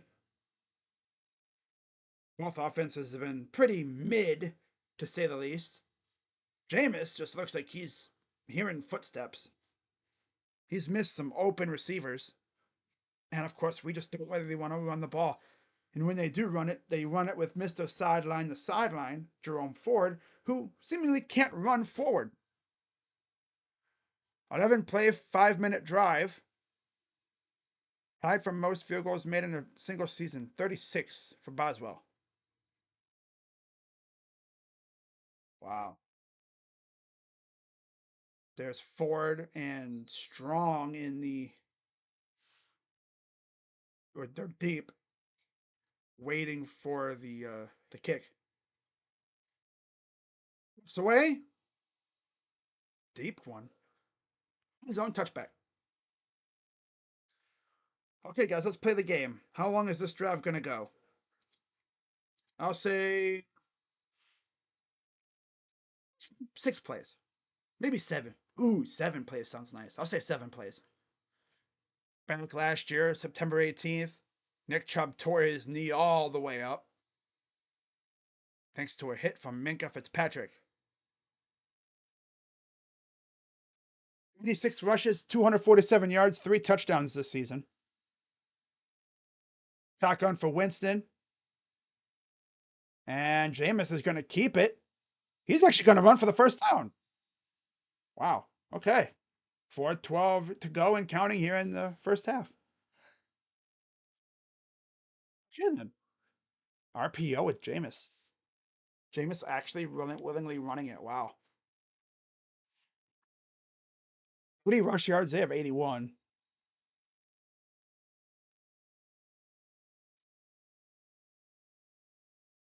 First down this quarter. They have 6. That was the first down we got this quarter. Just now. Hands it off again. This is Chubb. He'll carry guys for about a gain of 3, maybe 4, possibly 5. 3:27 to go. Here's a gain of 4. Blasting Tennessee by 50. I'd love that. I would love to see that happen. Trust me. Shotgun Winston, back to pass. Sack coming. Yep. What is this dude doing? He runs out of the pocket and then he runs back in.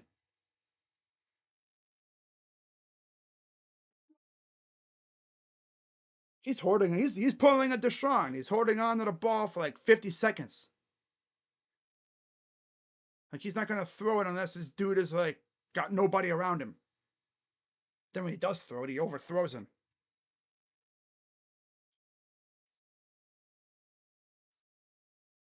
Jameis. Oh, Jameis. This is the bad Jameis, I guess. And the Steelers called timeout.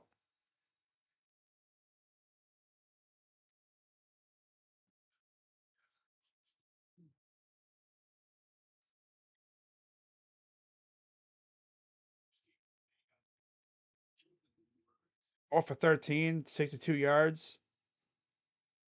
Russell Wilson, 7 of 14 for 39 yards. 3:01 to go, 3rd and 12. Snap, back to pass. Come on, Jameis, do something with it, bro. What? First down. That's Akins.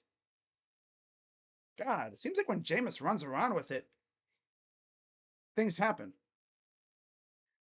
It's like he sucks the defense in to get him, and that always leaves someone open. Good low throw to Akins. Keeps the drive going into Steeler territory with 2:30 to go. Ford to the left. Winston hands it off to Ford. Bounces off a defender. Gets dragged down, goes backwards 10 yards, and then he'll run for another 6 yards. So he was going to run out of bounds again. Good job by Jerome to keep running. Spin move, a little, get off me, Queen. And then he shakes him off again, and then he broke 2 tackles alone from Queen that play. Second and 2. Queen's a little shaken up after that. Just to be all right, though. 2-minute warning here in the first half.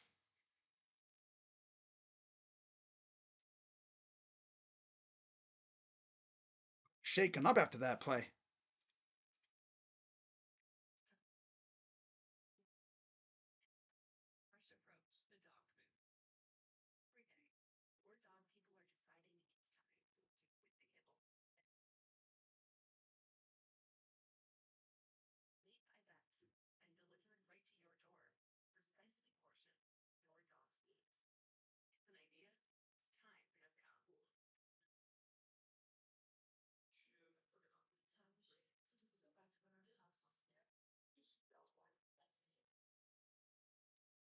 Surprisingly dangerous if Wilson is able to have time out the pocket with receivers freelancing. He's nice.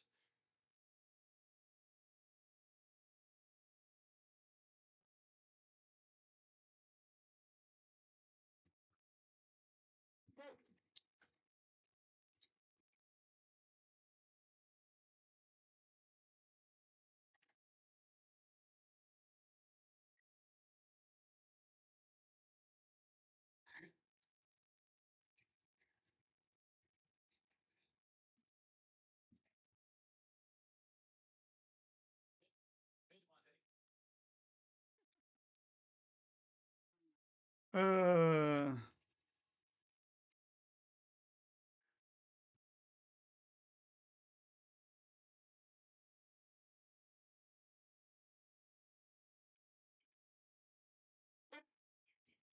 that was the most. Oh, wait, yes, yes. Man.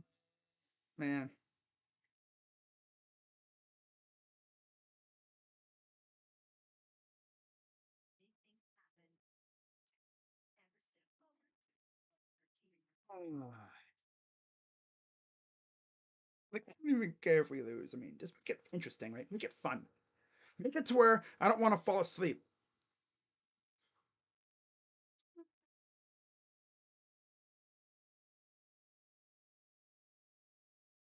So the Browns in Steeler territory.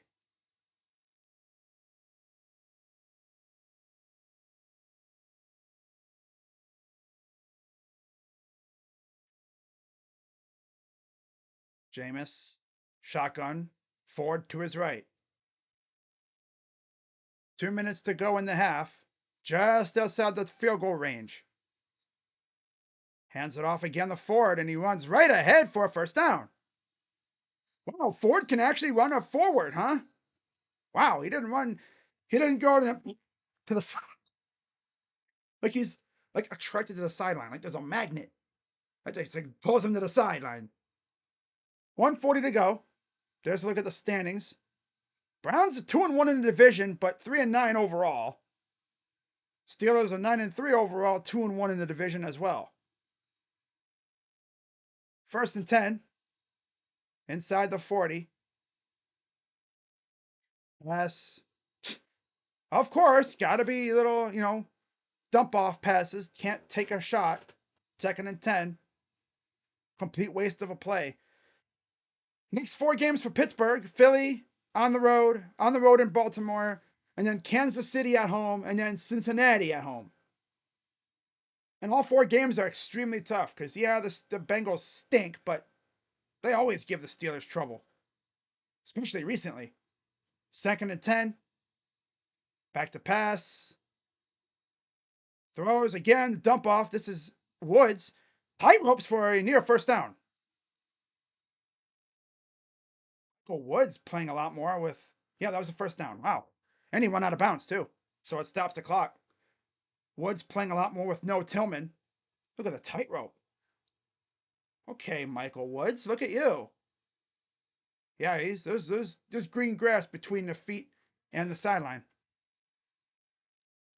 1st and 10. I know, right, Buckeye? For now. My focus is on Tennessee. 1st and 10, inside the 25. At worst, you get a field goal here. Rolls to his left. A pitch inside the 20. My guess is they're just going to try to settle for a field goal here. I'd take a shot to the end zone. But Jameis, he has the urge to turn it over every time. Like I'm telling you, the Jameis Winston experience is not safe for everybody. If you have health issues, you should not witness a Jameis Winston quarterback game because he'll have you feeling things. It's fun to watch, but my God, it's like good, bad, good, bad, good, bad, good, bad, good, bad, like a lowrider. Oh, boom. Oh man. Seeking first season sweep versus Pittsburgh since 1988. Likely, but hey, you never know. 2nd and 7. Shotgun. Back to pass. Throws it end zone over everybody's head, as always. Because he has to throw it to the slowest dude on the team in Njoku. Njoku runs with cinder blocks for feet. But when he actually throws it to his guy, especially in the end zone, of course, last week he did that. He threw it to the Broncos a couple times. 3rd and 7. They're going to end up with 3 points here. Okay, so Browns called a timeout. I just now realized. Steelers called another timeout. Well, they have one remaining. 33 seconds to go. Kevin Stefanski. Got to give Kevin a lot of credit. He's dealt with a lot of crap this year. He's done a good job, I guess, keeping the team together. Somewhat. It seems like the team really came together when Jameis took over, coincidentally. 20 straight home wins versus Cleveland, second longest streak in NFL history in the regular season. Now talk about playoffs though, and different story. In 7. Watch out for Judy. Snap. Throws. Incomplete. Trying to go to Njoku again. Yeah, keep trying to feed and drop, crew. Yep. Keep trying to feed and drop, crew. And there's always traffic in the way, too. Against Deshaun Elliott.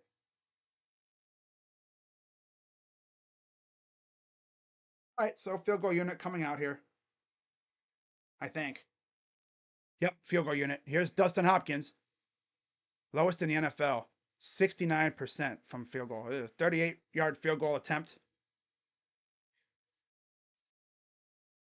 Snap. And he missed another one. God! This dude stinks. Austin, I think your days as a Brown are done. You're done, bro. You're done. You can't hit field goals. You can't. He keeps hooking them left. I don't even think the wind was a cause for that one. He just straight up hooked it left. This dude stinks. God. We need to bring in a new kicker or something, man. My God. We extended him and he stinks. This dude stinks. That's why you extend a kicker. Nah. Yep, of course. Have a chance as a chip shot. This dude cannot hit crap. They always hook left, too. Pressure, and here's Wilson rolling to his right. Throws. Oh, that could have been picked if he wasn't careful. Out of bounds. We signed D Hop to an extension.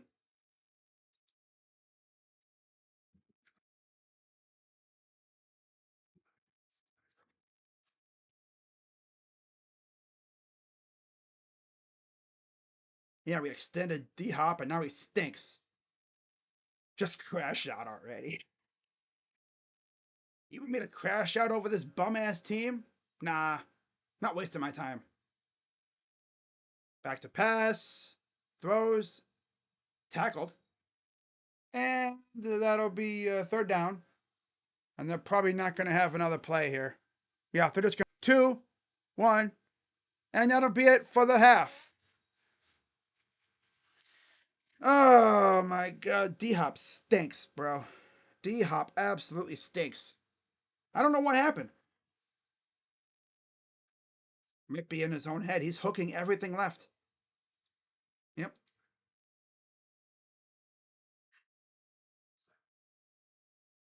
Hmm. Teams just have a kicker curse, that's all.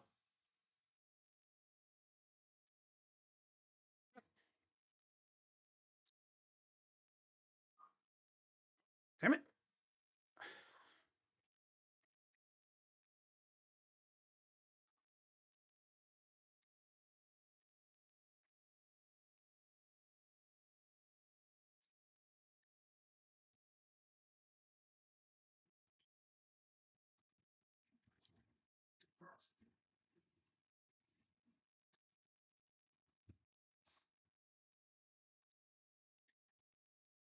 Should be like 13-10, but no.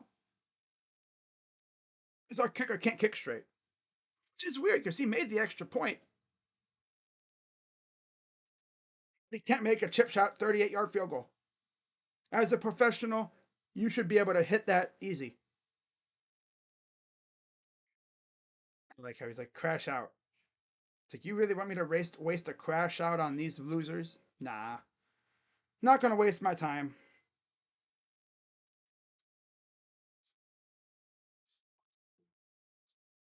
So, yeah, we're at halftime. Browns will get the ball to start the second half, too, by the way.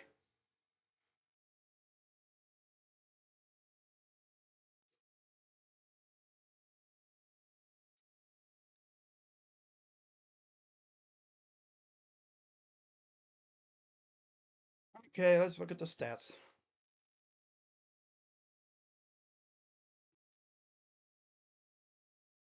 Can't even make it up. Could literally get it to the 5-yard line to kick a field goal and he'd still miss. Oh my God. They could get it to the 1-yard line and literally put it straight ahead. Have him kick it straight ahead and he'd still miss. Probably have him hanging out 5 yards in the end zone to kick it and he would still miss. It's cursed at the kicker position.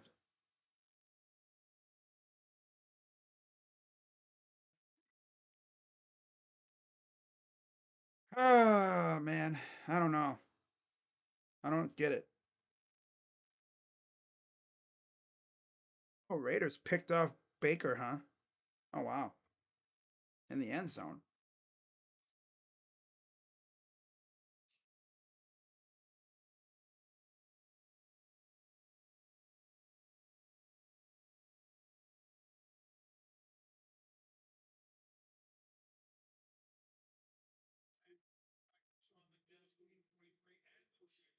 He's worse than Kate York.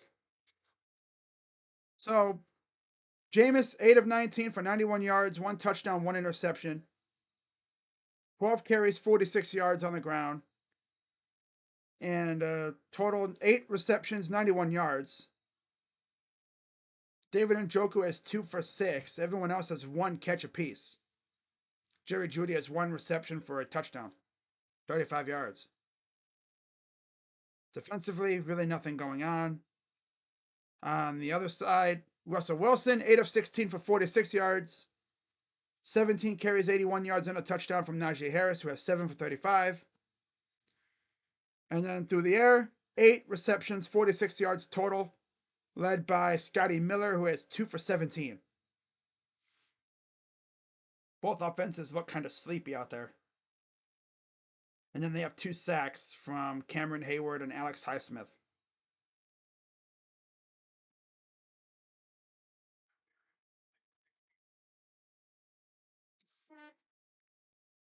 Okay. Well, that's it for that. Now we just hang out here and no, actually what's going on? Dustin Hopkins is trying to sell. He's trying to sell for the better draft pick. He's tanking. He's pro tank. Man, Hopkins got to be the paid by Jimmy to miss kicks, or we get the #1 pick. Exactly. Yeah, he's contributing to the tank. He's pro tank.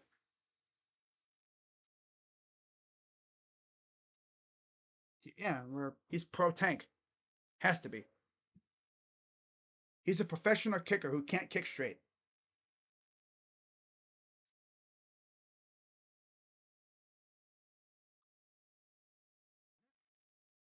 Ryan Day laughs when asked about comments OSU fans may boo at the Buckeyes home playoff game. He said they are fired up for the first ever home playoff game at the Shoe and will be great atmosphere. That happens on a 3-and-out anyway, so we're good. We're used to it. Damn, Ryan. But that's true though. No, not a 3-and-out where you don't move the ball, Ryan. If it's a 3-and-out and it's like you're moving the ball little by little, but you don't get it, okay. Or if it's a 3-and-out and you're trying to push the ball, it's fine. When you're literally a 3-and-out after not moving the ball at all, like a sack, an incompletion, and a run for 3 yards, that's where the boos come out.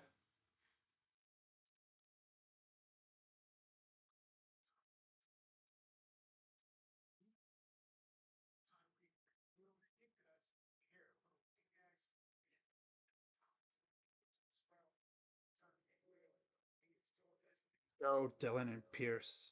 Good luck, Ryan. Damn.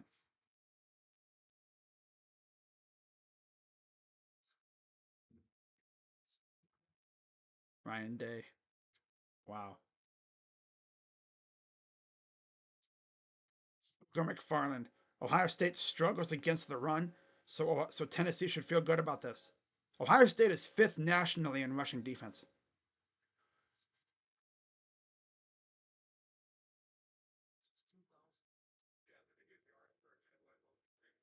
Show running back AJ Turner plans to enter the transfer portal.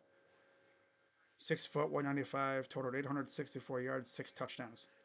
Second team all conference. 2 years of eligibility. Hmm.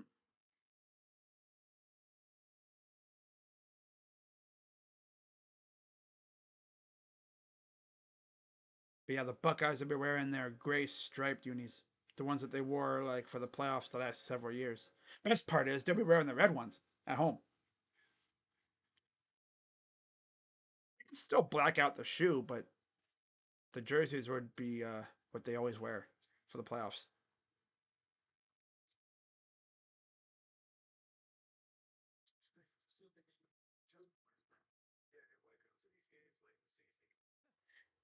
They use this photo and put their logo on the guy and Big Noon Kickoff on the chains. Oh my god. Yeah, they broke the pain of Big Noon Kickoff. Finally! No more Big Noon! Yeah, no more Big Noon Kickoff games. I mean, it's to the point now where we could be in the national title game and they would put it at noon. Ryan Day said Ohio State will practice outside this week and next week to prepare itself for the elements during the college football playoff matchup. Forecast is in the 30s and 20s.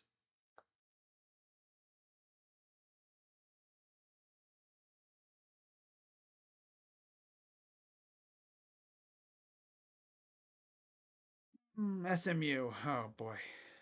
Oh, the playoff. The horse. Oh, of course, the horses. Night game in the shoe. About damn time. Yeah, I'm surprised Ohio State didn't get Tennessee for the big noon game. Yeah.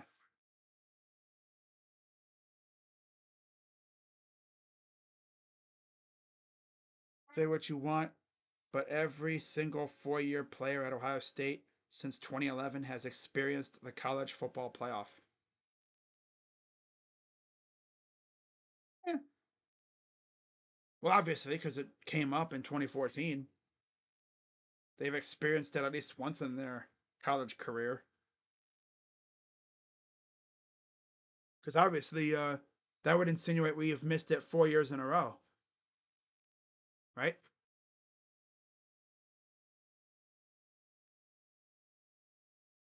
How about we do some bootlegs for Winston? He is doing the best out of the pocket. Ironically enough, yeah. I mean, you look at the touchdown. What was Winston doing? Running out of the pocket. Nathaniel, just crash out. I laugh every time I see that comment. He wants me to crash out so bad. I can't. I can't bring myself to crash out about for this damn team. It's. I mean, it's whatever. It is legit whatever with this team.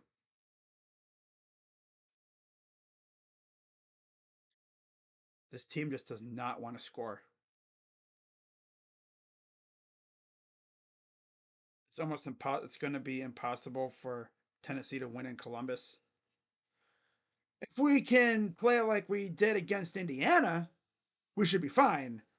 Problem is, will Chip Kelly actually have a serious game plan, right? Because what that loser is probably going to do is he's going to sit in his office and watch film on Tennessee's defense and think, I'm going to run it right at James Pierce. Every play. Prove a point. Not soft. Yeah, we could pick apart their defense, pick apart the secondary, throw it all over the field on them. But we got to prove a point. I'm going to look at something here. Miss played Tennessee last year with Judkins. I mean, again, that's different scenario and different situation. I just want to see how Judkins did against them in his career. Because he's seeing them again. And Caleb Downs, of course, is seeing Tennessee again. So, he's familiar with Nico. It's like, oh, he's very familiar with Nico, I'm pretty sure. I think he faced him last year. Other scores from around the league 7-3 New Orleans over the Giants at halftime. 14-10 Minnesota over Atlanta. They're in the third quarter now. 14-10 Tampa over Vegas at halftime. 14-10 Philly over Carolina in the third quarter. And then 3-0 Tennessee over Jacksonville. 15-13 Miami over the Jets. And that's it.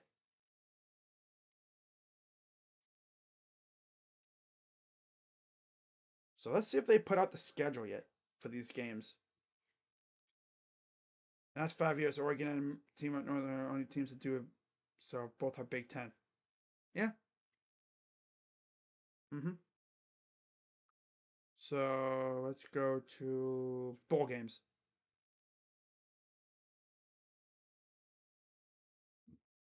So the bowl games have mostly been decided for the most part. Indiana, Notre Dame, Friday, December 20th at 8 p.m. I will be live for that game. Ohio State will face Tennessee at 8 o'clock as well.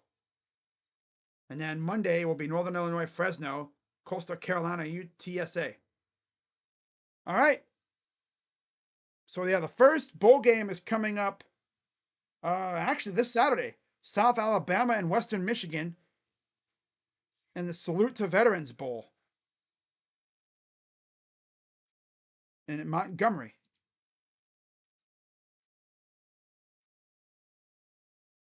Okay.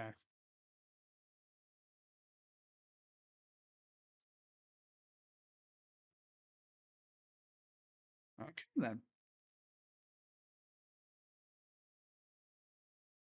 Third quarter. Browns will get it to start.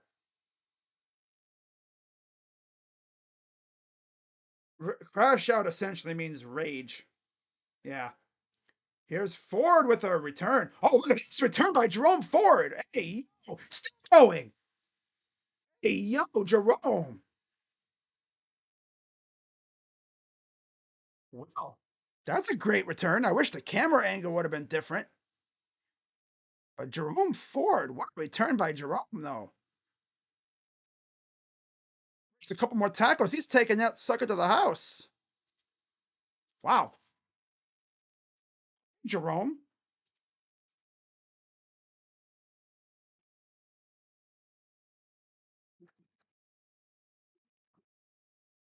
Wow.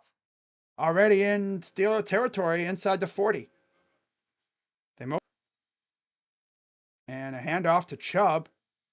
He'll rumble to the 35-ish. Oh.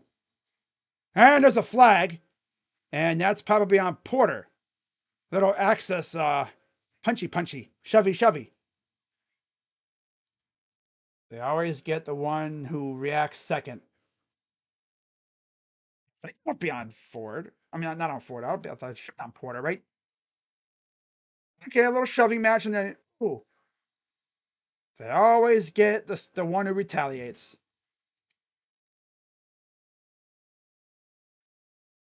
I think it'll be a flag on. Yeah, personal foul, roughness on the defense. So they add 15 yards. Yep, 15-yard added. 1st and 10. Thanks to JPJ crashing out. Wow.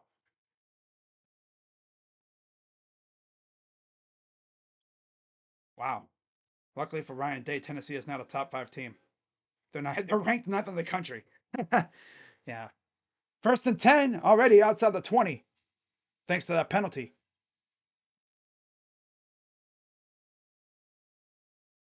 Shotgun. Hands it off again. Chubb rumbles inside the 20 to about the 17-yard line. 18-yard line. Yeah, it'd be the 18th.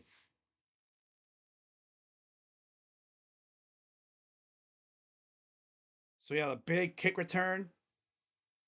And then you had that penalty on Porter. Little shovey action. And they always get the one who retaliates. Always. All right, 2nd and 6. Should be 13-10 right now, honestly. Snap. Hands it off to Ford. He'll get another yard or two. Third down and about 4.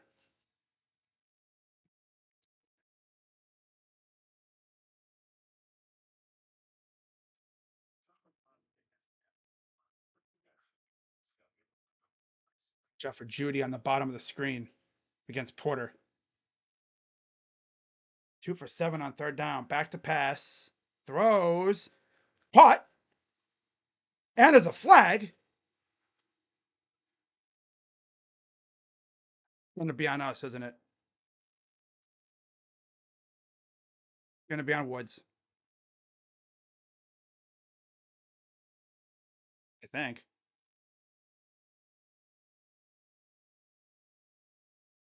Yep. Okay, that was just a sell job by 26. I don't think we even touched him.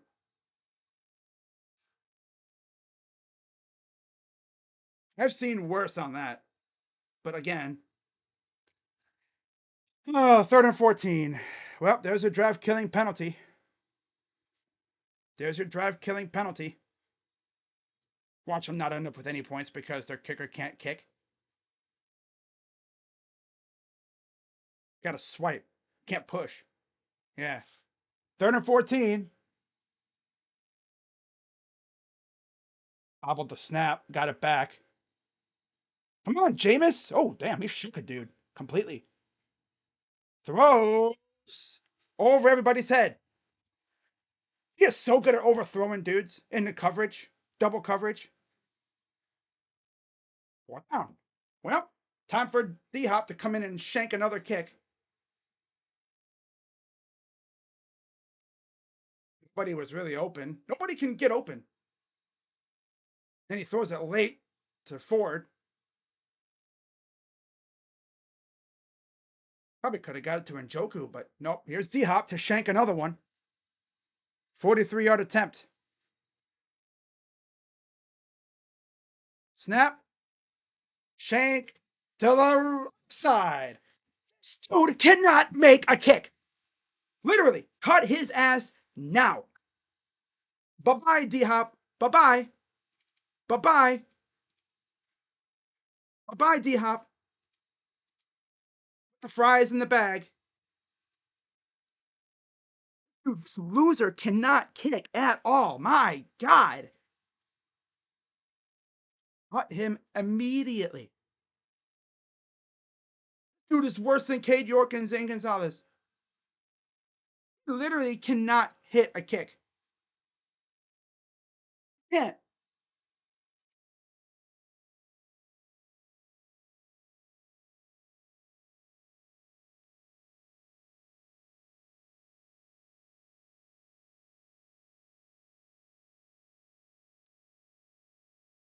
Dude literally cannot hit a damn thing. You could put him literally at the 1 yard line and he'd still miss. It's freaking loser kicker, dude.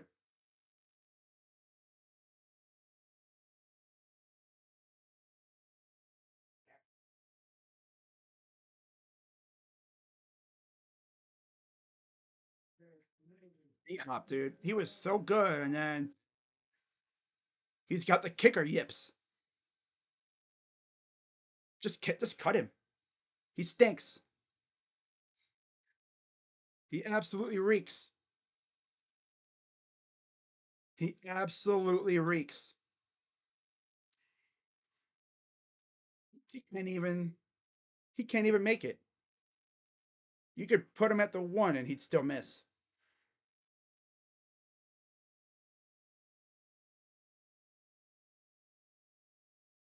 Ninth time he's missed a field goal this year. He's missed 7 of last 13.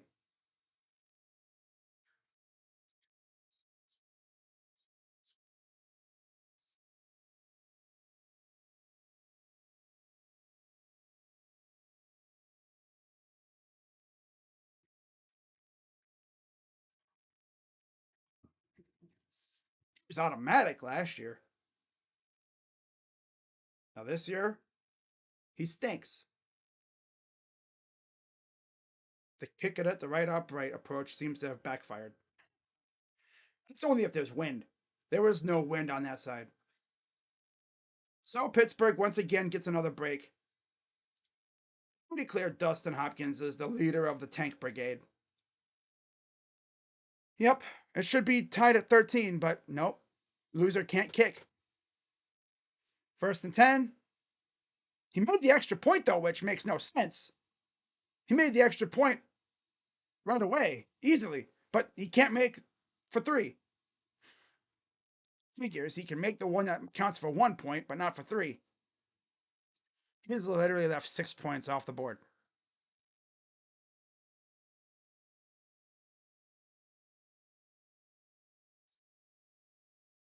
We extended D Hop and he stinks now. He's contributing to the tank. Win. That's why we went for 2 all those times against the Steelers last time. I mean, honestly, we should have scored a touchdown, but you know, gotta be careful when you're trying to get open against the corner, especially one that's a seller. Embellishment. Imagine if the NFL had an embellishment penalty where you're trying to like help enforce a flag by flopping. Technically, the NBA has that.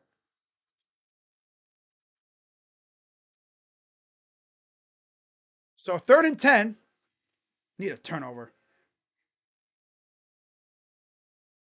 Snap. Back to pass. He's going to run. Throws. Caught. That's Freiermuth. Oh my god, dude. They need to just cut freaking Hopkins or something, man. That might be why you don't extend kickers.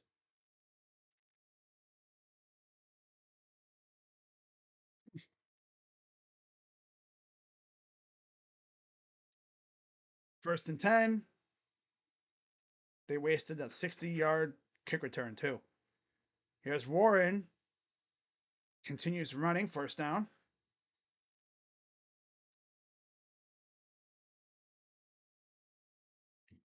Like, all the dude has to do is kick it straight.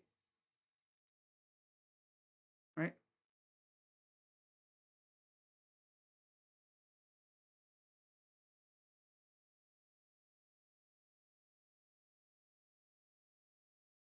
You'd almost be like going for it on 4th down. Under center for Wilson.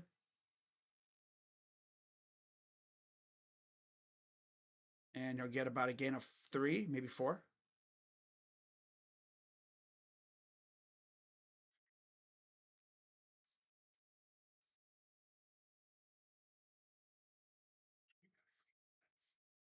Steelers offense is not impressive at all without Pickens. But we're burping even harder than they are. If we had a serious kicker, this game is tied.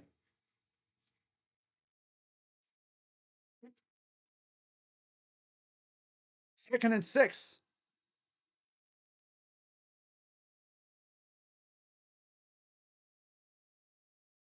Shotgun. Back to pass. Throws, dumps it off. Nobody around. And he'll get the 1st down with ease. Yep, it's going to be 19-7. Thanks a lot, D-Hop. Freaking scrub.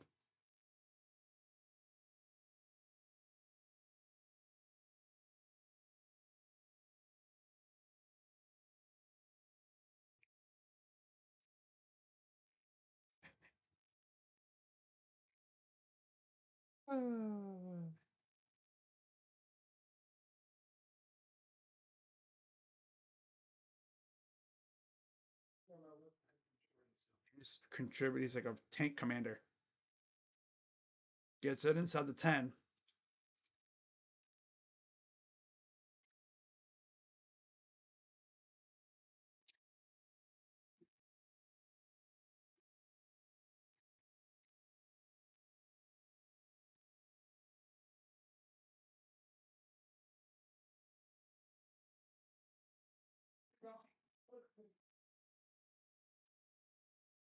Number 5. He's point shaving.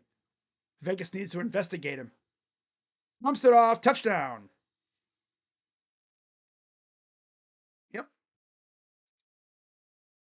He is the leader of the Pro Tank Brigade.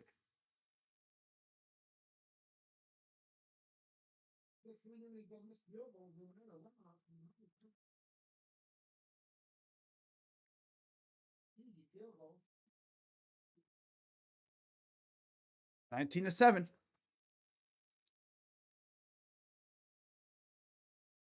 When you're moving the ball as well as we were, nobody's even covering Jefferson.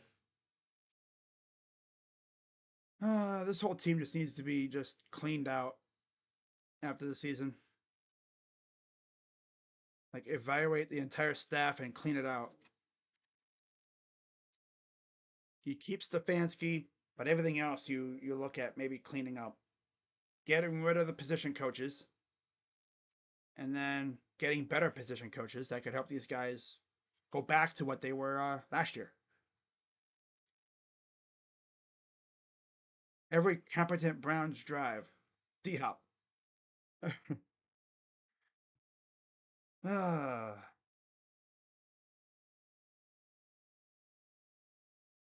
Martin Emerson limps off the field.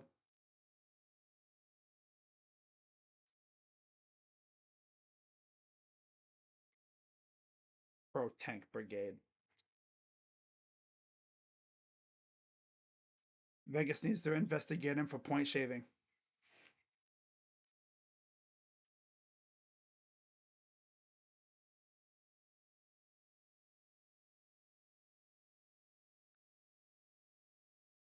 $60-some yard kick return.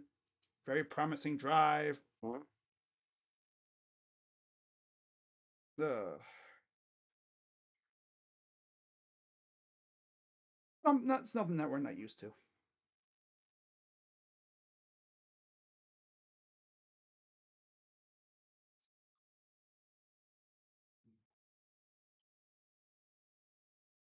How about this? So, offensive lineman Josh Thompson is scheduling an official visit to Ohio State, according to Bucknuts. Oh, hopefully he's not the only O lineman we try to get. Carver Willis is planning to enter the portal.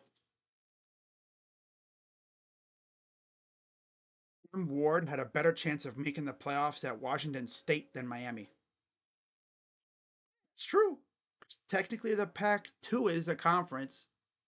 I don't think it would have been a power conference, but it was a conference. It's a conference.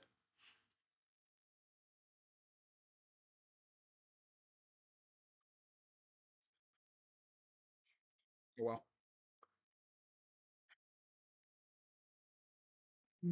Oh, man. Well, I'm going to tweet this out.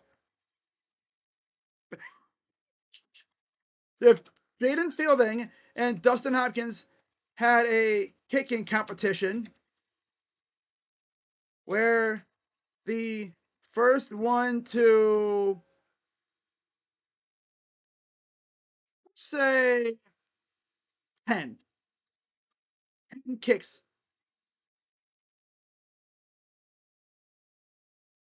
wins.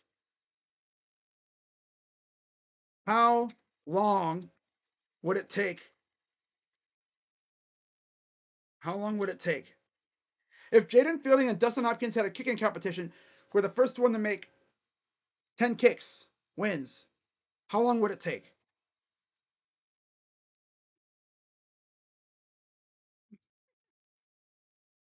It would take all damn day.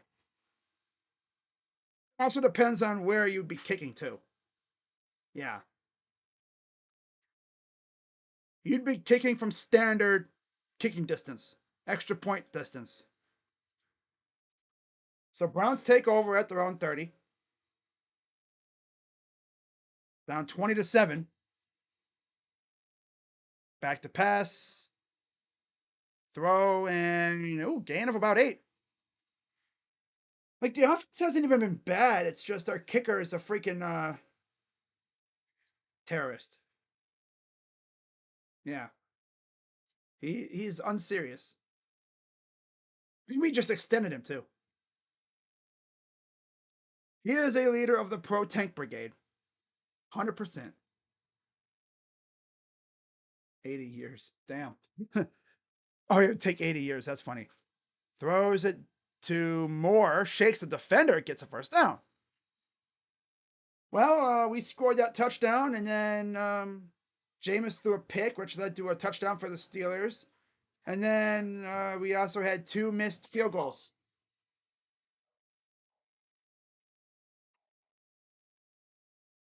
Elijah Moore actually made someone miss. I'm shocked. And now Jackson's down. Jackson got shook so hard he's injured. Damn. Damn. That's tough. That's tough, brother. Damn. Going back to your ex is like reheating McDonald's fries. Ooh, that's an interesting way to put it. Ooh, that's tough.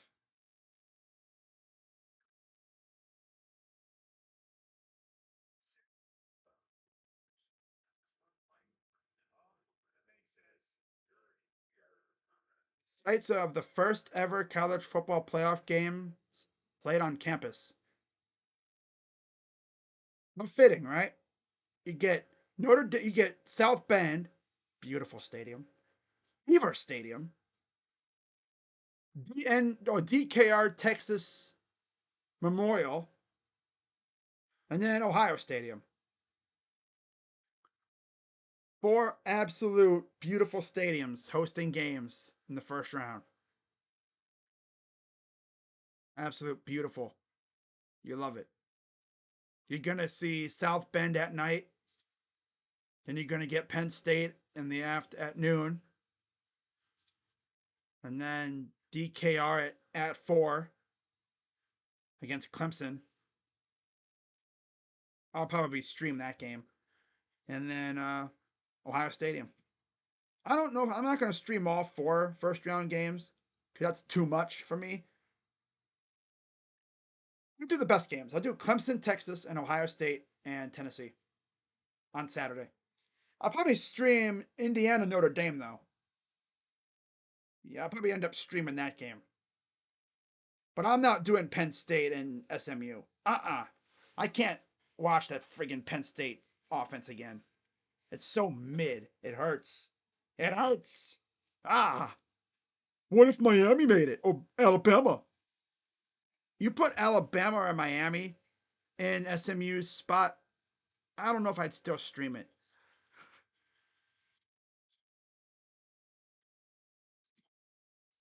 Oh. If Ryan Day and Chip Kelly boycott the pass game against that UT secondary, we riot.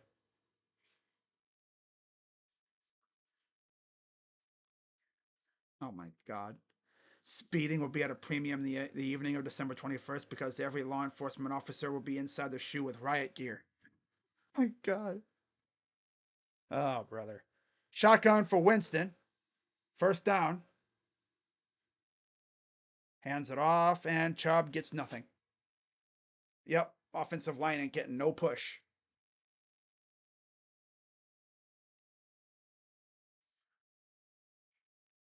Larry Ogunjobi out with a groin injury. Ooh.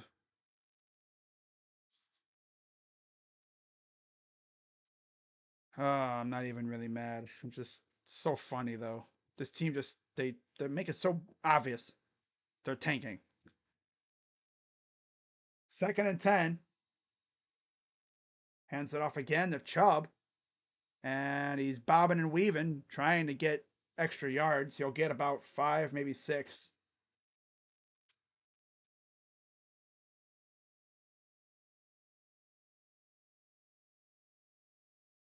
Zero reason to schedule out of conference opponents. No reason for Ohio State to play Texas, Bama, and UGA the next 6 years or whatever. Huh. I get what he's saying. Third and 4. Back to pass. Caught right at the marker, but he'll be a yard short. I'd go for it. Why not? YOLO. He tried to reach over and get it, but nah, he was still a yard short. Fourth and 1. 31st fourth down conversion attempt this season, the most in the NFL.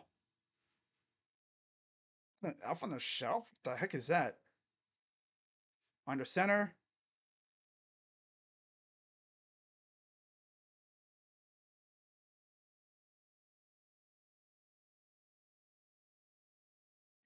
Backwards, you freaking fraud loser.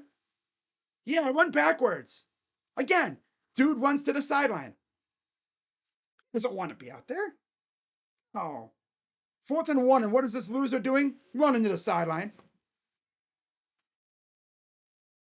Jerome, the first down is like that way.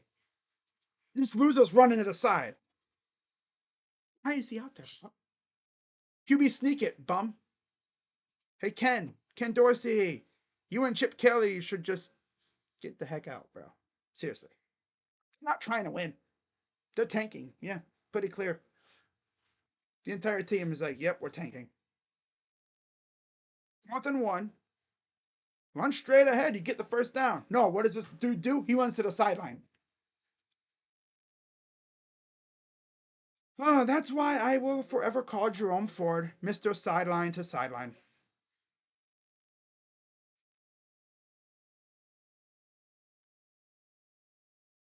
Wow.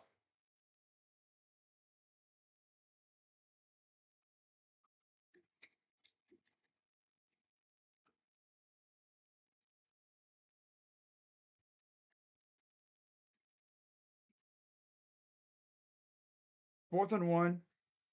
All you gotta do is run it straight ahead. No. Run it to the sideline. That's why I call him Mr. Sideline to Sideline. Mr. Sideline to Sideline. That's all he does. Run it to the sidelines.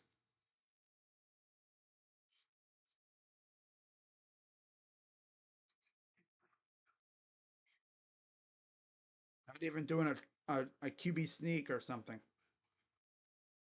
Stupid.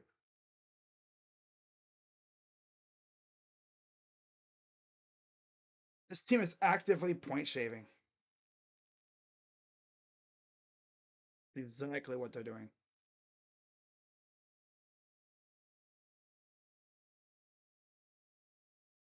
7,000 receiving yards in his first 5 seasons for Justin Jefferson. First player ever. Damn. Wow. Pretty impressive. Yes.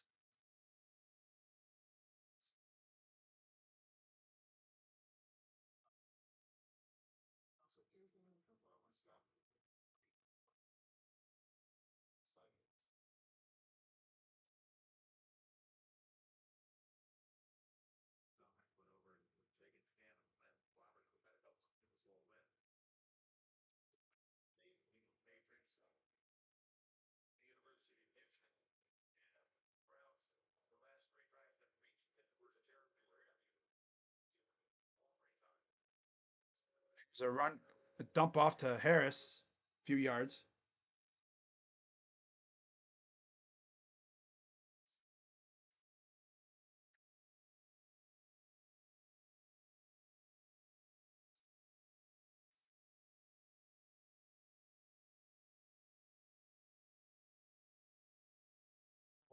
Yeah, this team is actively like just not trying to win. Pretty clear.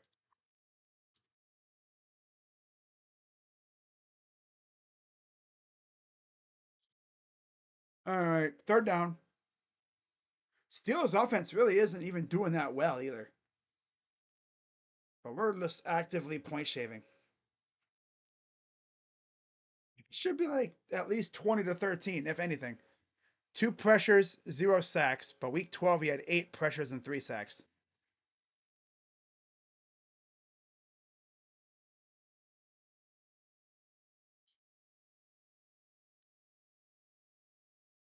Could have got J Jet. Yeah, we could have, but we wanted Wills, I think. Yeah, that was Wills. Yeah. Back to pass. Throws. Turn around and caught by Williams.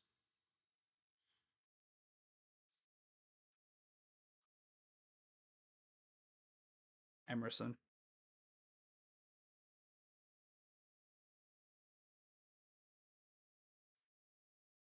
Wow.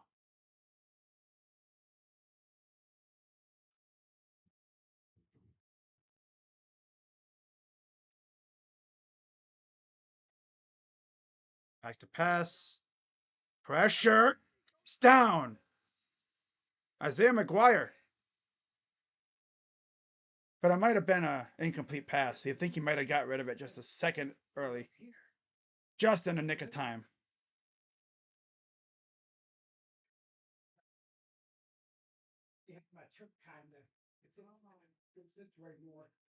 Second and 10.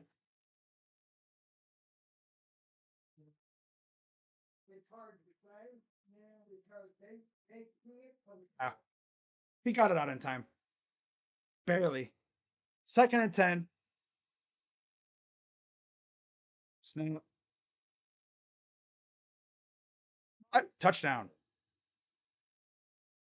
Weak ass secondary, dude. Weak ass secondary. They're not even trying anymore. They gave up. They straight up gave up.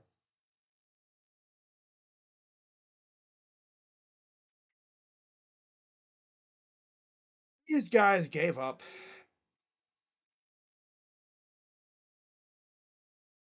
They really scored 20. Oh, no, he's down. He's down. He's down. But still, they're going to score anyway, so I'll just leave it up. I'll take it then. I don't want to. Oh, they said, oh, yeah, because the ball was across the marker. Yeah. Band good. 27 7. Yep. As always, the team just forgets how to play football when they go to Pittsburgh. Mm-hmm. Yep. Of course. What the heck is this? Oh, someone talking about Miami Hurricanes. Damn. Damn. Hmm.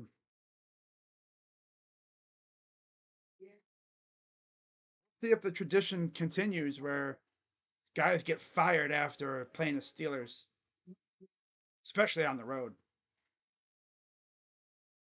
I mean, we've been able to beat the crap out of the Steelers at home.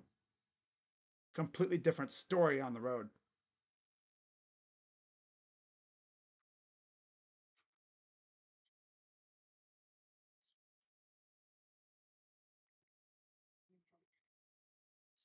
Emerson is mid. He's more than mid. He's ass. Whole team stinks. Like the Steeler offense was so black. 90% of that game. But I mean, you had a chance to, tie the game up with a couple field goals, but you couldn't hit them because your kicker is a freaking bum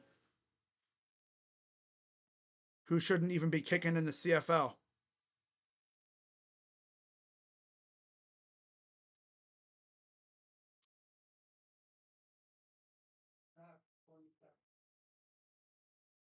One hundred four, 53 and 1 for Russ. Then he goes to Denver, 11 and 19. Look at the fire, the kitchen on fire. And then 5 and 1 as a starter with Pittsburgh. Aiden O'Connell was carted to the locker room. Desmond Ritter will replace him. Damn.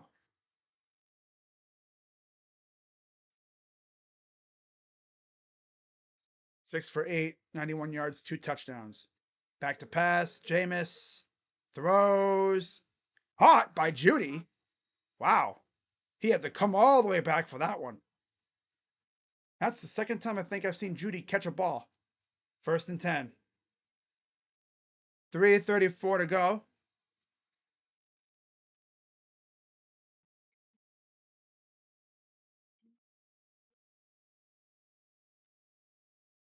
Past the 40. Here's Winston.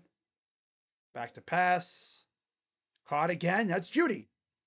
About 3 more yards.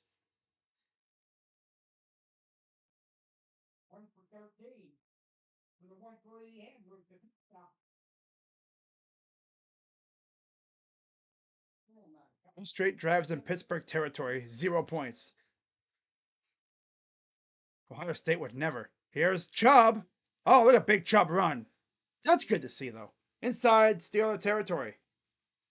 It's good to see, see Chubb running hard again. It's upfield. See, Jerome, that's how you cut upfield, bozo. 10 rushes, 39 yards for Chubb.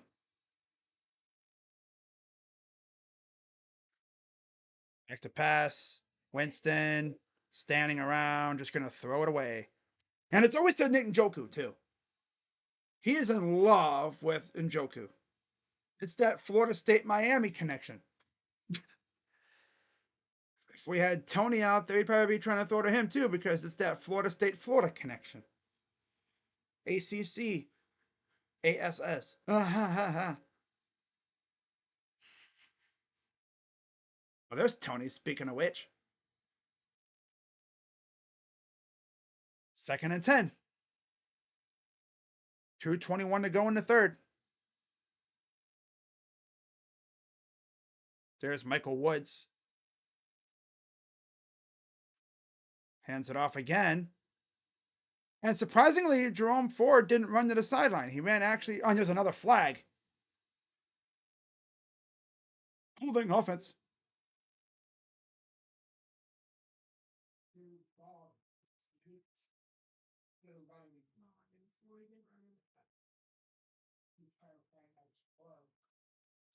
This flag. Illegal shift.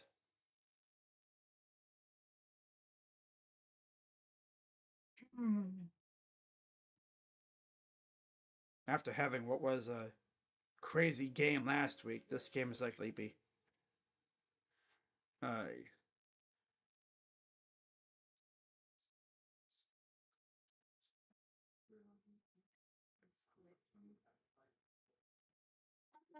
2 minutes to go in the third. 2nd and 15.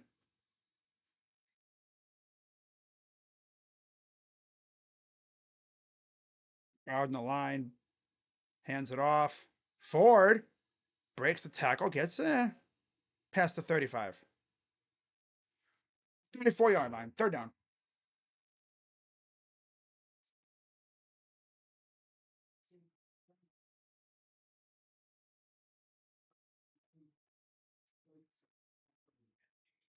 Back on for Winston. Snap. Throws. Caught. Near the line. He was down.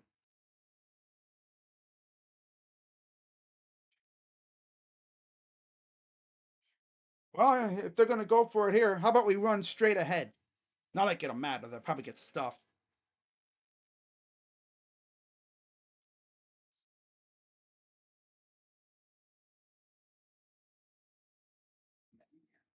That was right on the line.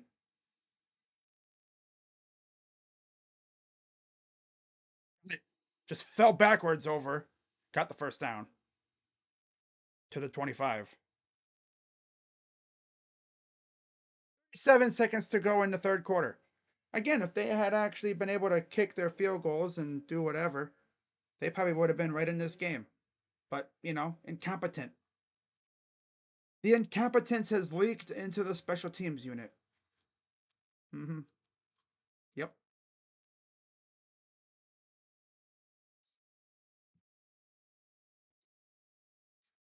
All right, this is probably the final play of the 3rd quarter. Just at the 25. Back to pass. Incomplete. Trying to go to Njoku again. Love going to Njoku. My God, there's like 5 other guys you go to. Preferably one who doesn't have cinder blocks for feet.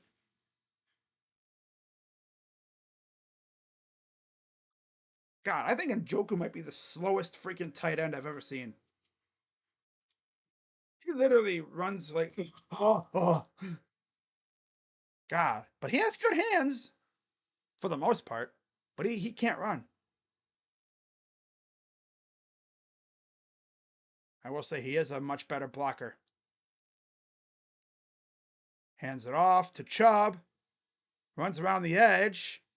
And he will get about 8 yards. See, at least Chubb, he'll go around the tackle, but then he'll cut upfield and take off. Like he uses that space to gain speed. Jerome Ford doesn't even look like he wants to cut upfield. At least Chubb, if Chubb sees a hole, he'll cut upfield and take off. Jerome Ford looks like he's attracted to the sideline. Like he doesn't want to be out there. He just wants to get the ball and run to the sideline immediately.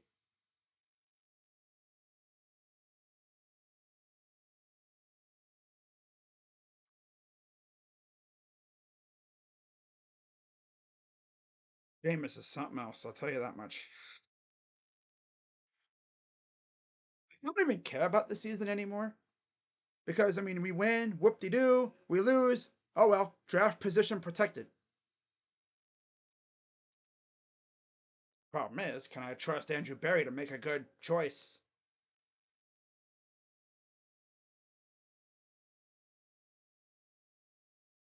Can Andrew Berry make a good draft choice? That hasn't been his forte lately. Waiting for Miami opt outs to start dropping? Damn. Yeah, the best team they've had in years, and they still can't win the ACC. Damn. Next week we face the Chiefs. That'll be fun.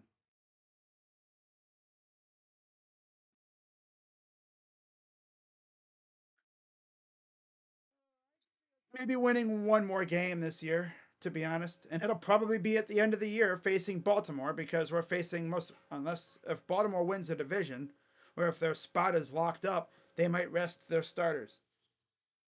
But even against their backups, we'd probably still lose. Because you know how our players would have their feet halfway out the door. Be hanging out halfway out the door. Oh well, at least we beat Pittsburgh at home. It's so funny how in the Pittsburgh Browns series lately, you have two streaks. They can't beat us in Cleveland. We can't beat them in Pittsburgh. So you're essentially guaranteed a series split every year until something changes. That's just the funny part about it. They can't beat us in Cleveland. We can't beat them in Pittsburgh. 3rd and 1. Up and we jump. Of course. Bozo's too eager to get going. And that'll be the drive killer. Very undisciplined. Very undisciplined. Especially for Jack. He's not one to jump like that. Oh, because he saw them shifting. That's why. He saw them shifting. Yeah. The D line was shuffling their, shuffling around, changing their stance, and Jack just quick resist. 3rd and 6. 4 pre snap penalties today. Man. Snap. Back. All right, guys, it's time for D Hop to once again shank another field goal. Okay, D Hop, get out there and shank another one. Piss me off even more. And we got a flag. Uh-oh. What's this now? Great flag. Are we on us again? There's a Fidi.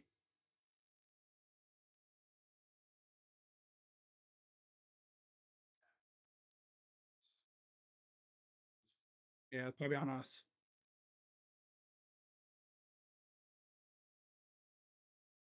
Yep. Yep. 4th down. Good job, Effetti. Another bum. Another bum. And let's see. This little shove to the face of Minka. We should have known that this was probably going to happen based off of how serious they took the tackle position in the offseason. You knew Jed and Jack were not starting the year. They were not ready to start the year. And they did nothing. They signed Jermaine Ifedi and a few other bums to fill in the spot. And yeah, they're going to punt it away. Okay. 4th and 24. They literally do not want to score any more points. They're getting yards to stat pad, but they're not scoring any more points. And it'll be out at around the 5.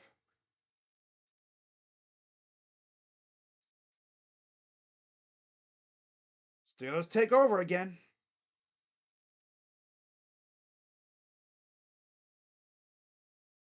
The clown show, dude.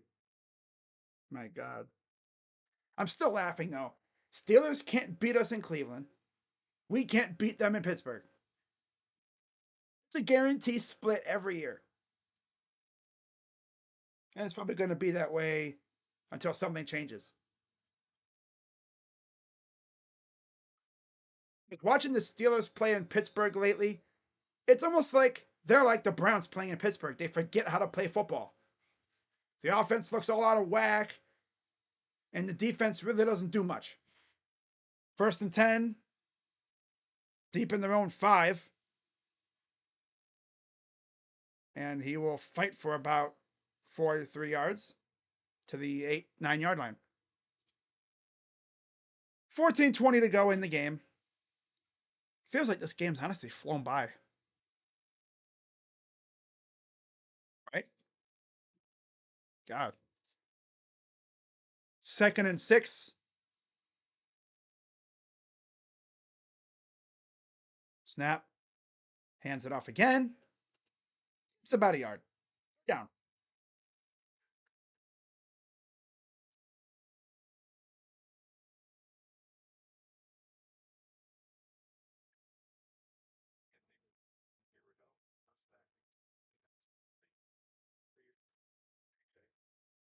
For 1 to 4th and 24.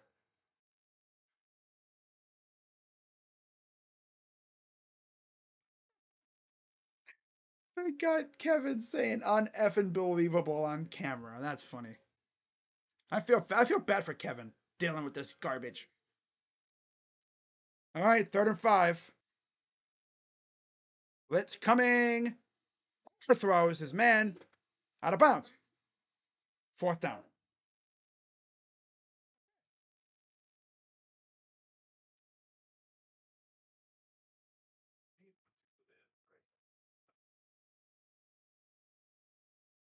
14 of 25 for 137 yards for Russell Wilson.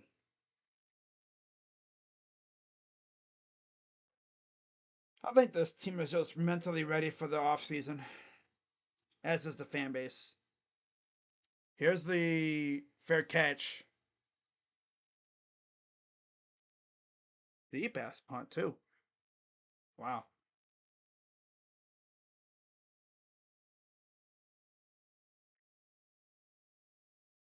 14-3 New Orleans. The Giants are even worse than us, honestly, and we lost to them.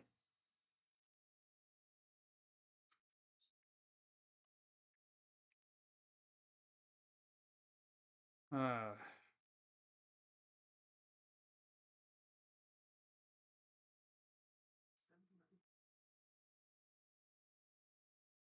at least we have Jameis. At least Jameis is fun to watch. Somewhat. It's like bashing your knees into a freaking wall. It hurts. Bad. The heck?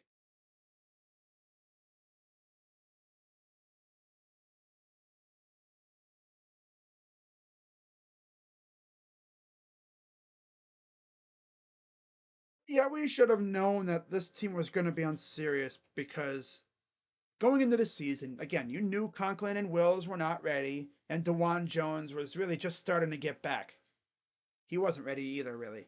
So you had 2 open holes at tackle, and you did really nothing to solidify them. Yeah. They did nothing to solidify the spots. They could have drafted a tackle, but no. No.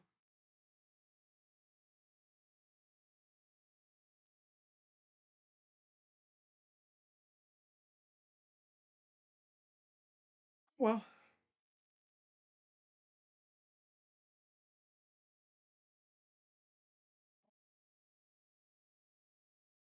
Ohio State football. They really did post it. Noon kickoffs. Yay.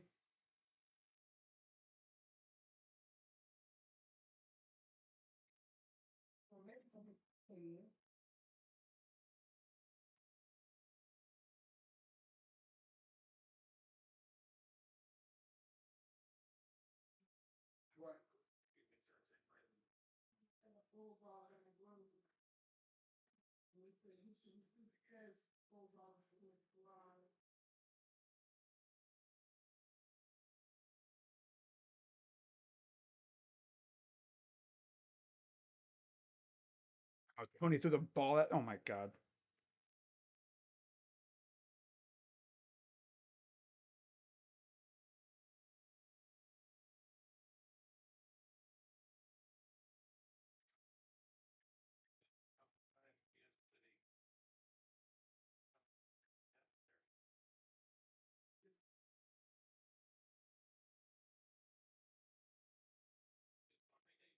Great Navy game next week. Wow.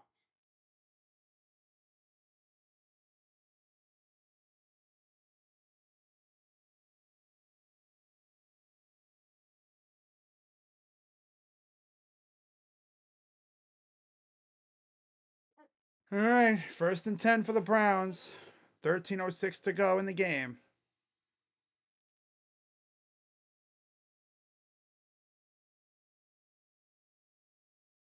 Shotgun for Wilson. I'm sorry, Watson. No, Winston. Damn it. Three. And he had more, but there's a flag. Winston got hit, ends up on the ground. False start.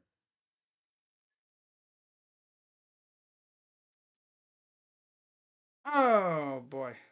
Oh boy. Yeah, this team is just they're done. Yep. And then Queen leveled Winston afterwards.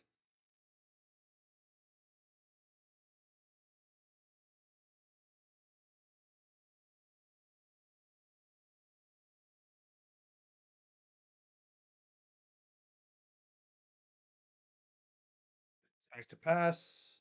Throws. This is Pierre Strong. Haven't heard his name too often. Few yards. Okay, cool. Wonderful. 12:52 to go.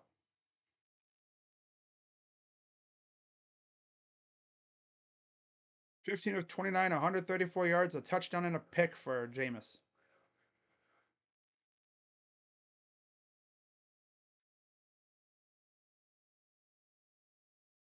Second and 9. Back to pass. Pressure coming. He's going to roll and throw it at the ground. Third down.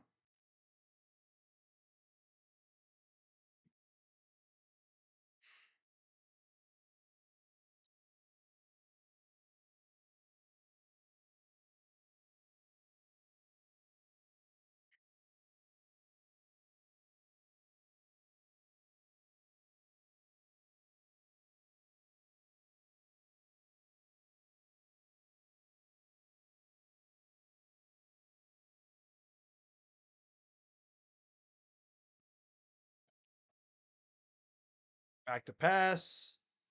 Jameis throws. Caught. It's Judy. And he'll fight for about 6.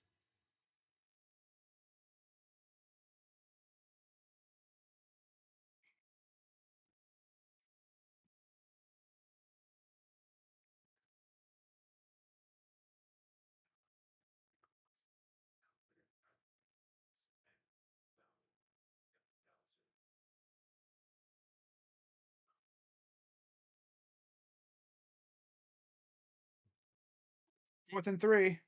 Back to pass. Caught. Njoku with the catch. Right at the marker. First down.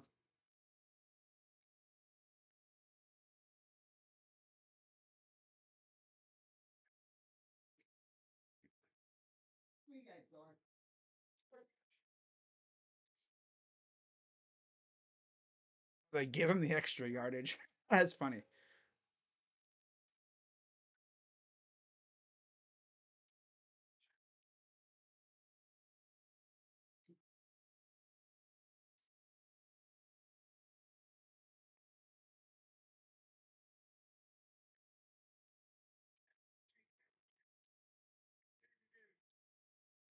To see if he was done by contact. Which he's done right there, obviously. Pretty clear he's down.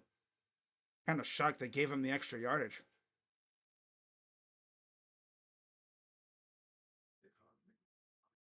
So bad that they can't even put a 2-game win streak together. Yeah, this whole season's just messed up.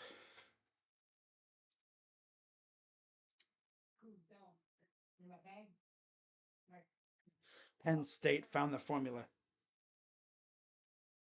Next year, they got Nevada, FIU, and Villanova in non-con. Marshall, Temple, and Buffalo. Syracuse, Delaware, Temple, and then Ball State, Syracuse, and UMass.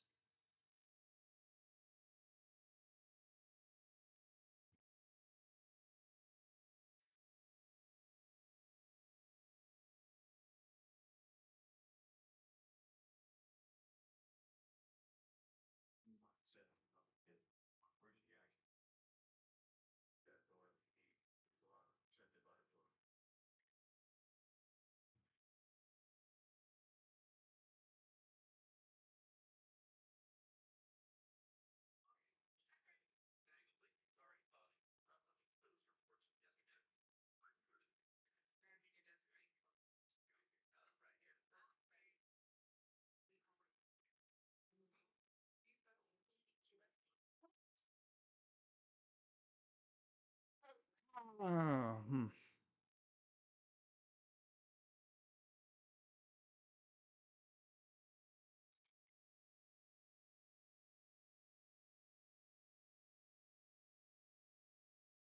Brian Day expects that many Ohio State players who plan to enter the portal will wait until after the Buckeyes college football playoff run is over,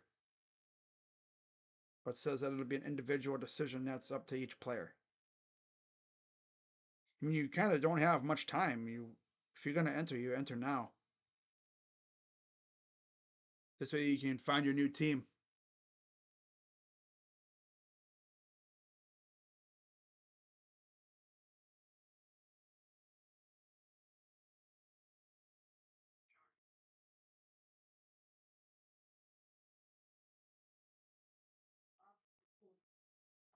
I think it's any players. Not many. I think you meant to put any.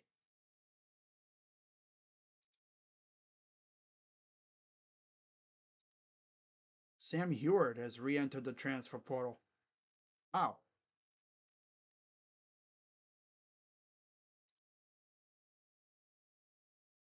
Hmm. 1st and 10. Yeah, so they backed him up where he was originally touched. Hands it off. Oh, he fakes it. And Winston's going to run for the first down, chased by Queen.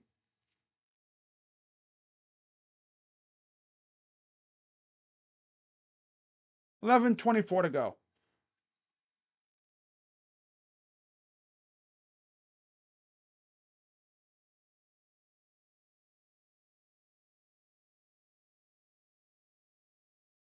Okay. 1st and 10. 11:03 to go.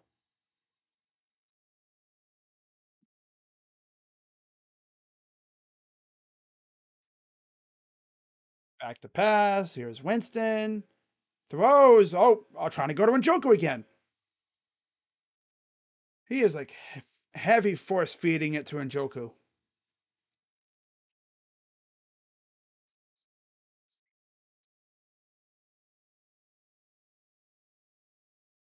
Yeah, good deflection by Queen. Like, Njoku is so slow. He doesn't outrun people. Linebackers and everyone just easily keeps up with him. 10:50 to go.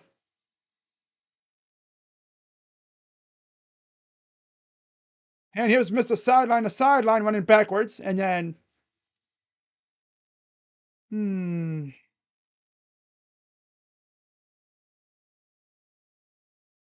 it's nice having a running back run backwards and to the side.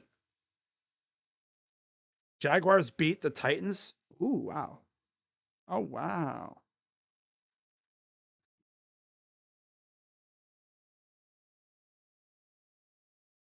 Back to pass. Throws to Njoku. Gets back to the 45.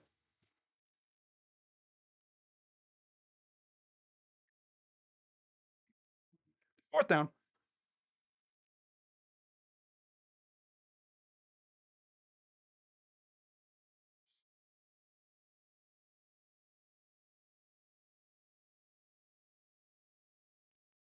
Fourth and 6.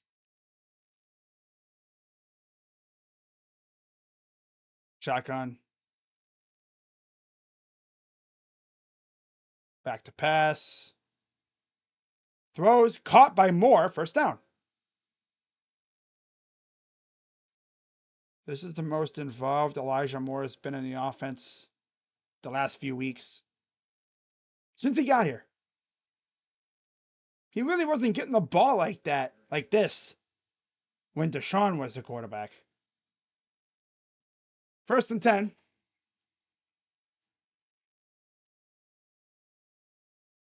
Back to pass. Throws. Caught. Judy. Gets about 7. 7-yard gain, it looks like, for Judy. I think Watt might have hurt himself. Yeah. Watt looks like he is a little hobbled, but he's still out there. 2nd and 2. Shotgun. Back to pass. Winston's going to run for it. He'll get the first down and a few more after.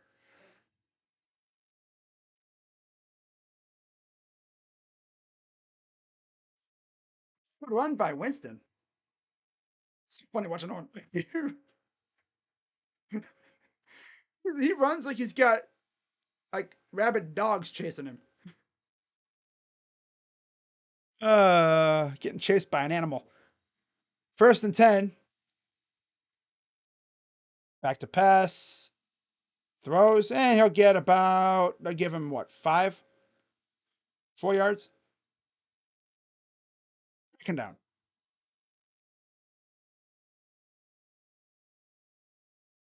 O'Shea is out there, I guess. Is that who it is?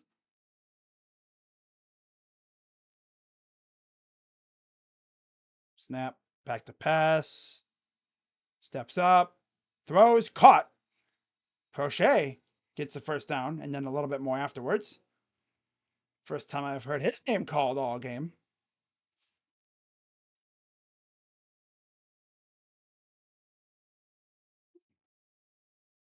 Now he's hitting his targets. Of course, the game is already a wrap pretty much, and he's now hitting his targets. First and 10. Shotgun for Winston. Snap. Back to pass. Throws. Caught. Touchdown and Njoku. Got to get the Chief his weekly touchdown. It's good though. You know, that's cool. Stat pad. Stat pad time.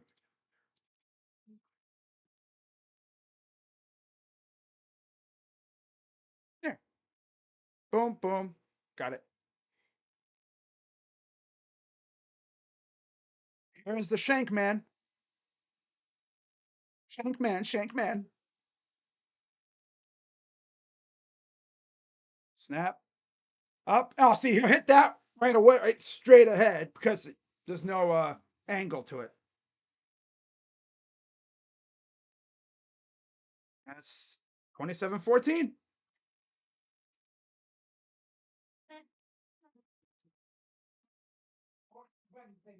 All right. Hey, there's the Chief, and there's the Chief touchdown. Wow. Mario, we need more money to get better roster and QB to compete in the playoffs next year. Miami AD. No. No.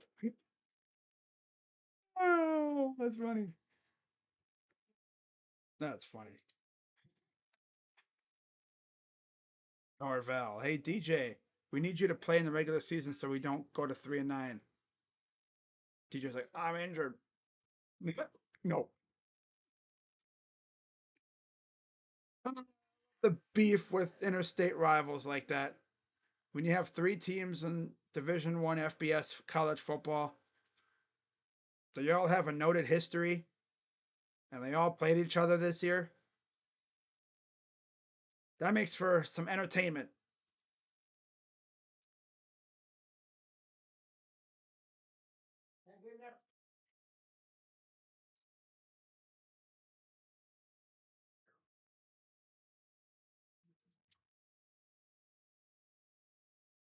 And the kick goes out of the end zone, touchback.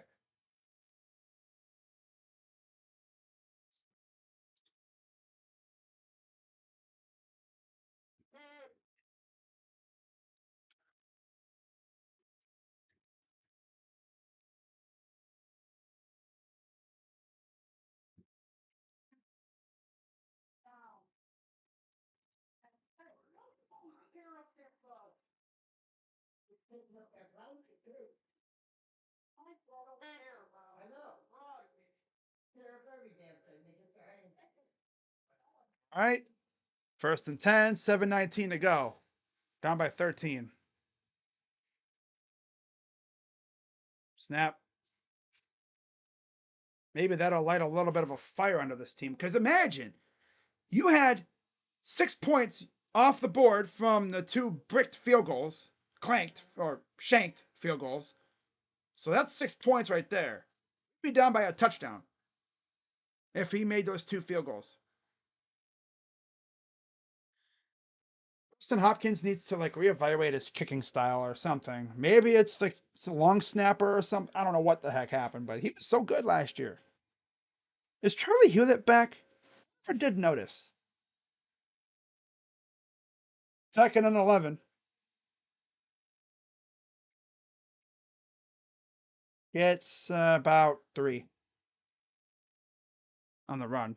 Jets and Dolphins 23. Ooh. 5 touchdowns for Sam Darnold. Damn. The Vikings might have just re-energized Sam Darnold. Made him actually look like a good quarterback, which is nice. He's capable. 3rd and 8.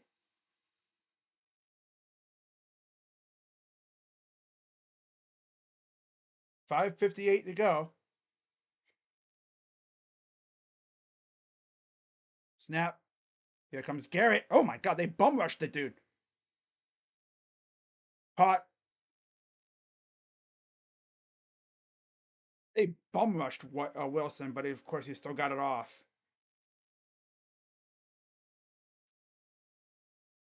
Literally, it doesn't even matter who's the receiver. Emerson will get cooked by anybody. He'd probably get cooked by a high school receiver. That's how bad he is. He's always playing like 5 yards off, too. He's never like right on top of the receiver to make a play. And they're challenging. Huh. Haven't even heard Denzel Ward's name at all. Is he even playing?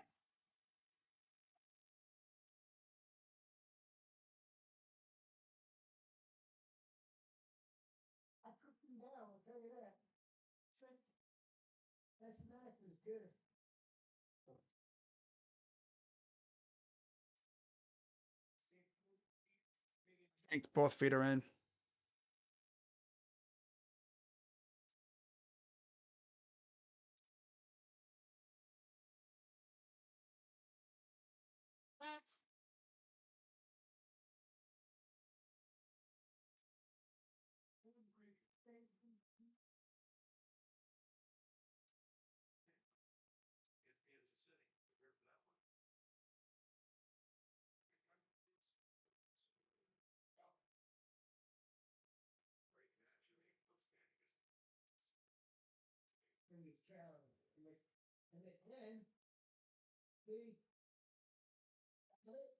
Man. Yeah.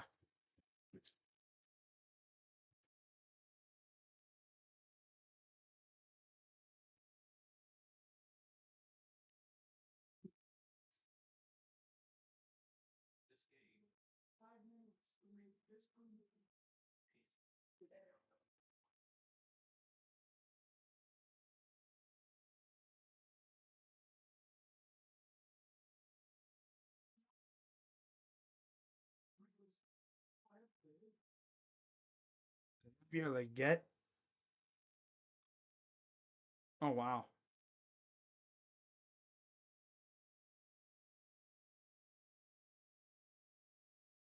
Under center for Wilson. A pitch.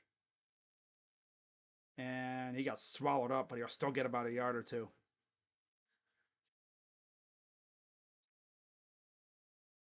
Oh man.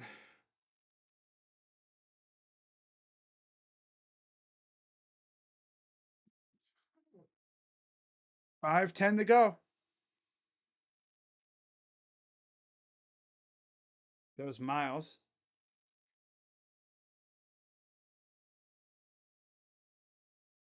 Browns down 13. And again, if they had just made their field goals earlier, they'd be down by a touchdown. But no. Hands it off. Passes the ball. Let's fall on it. Well, Miles gets a fumble recovery.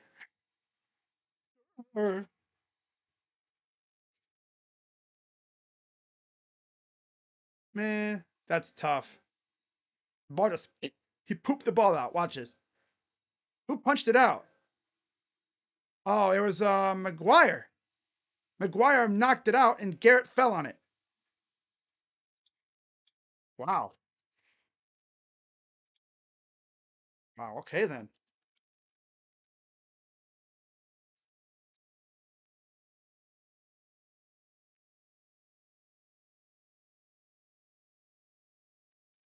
All of a sudden, the Browns have it at midfield. That's what we also, burned a timeout of that challenge. Back to pass. Dumps it off. Here's Ford. Still going. First down.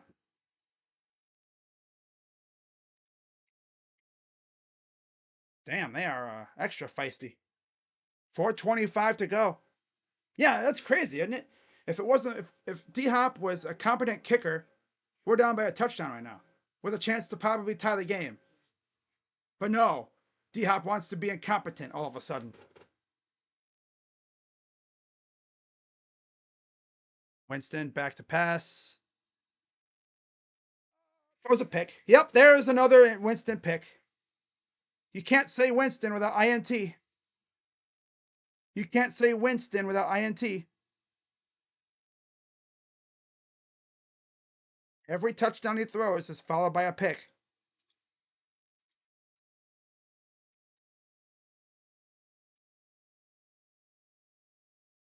And there's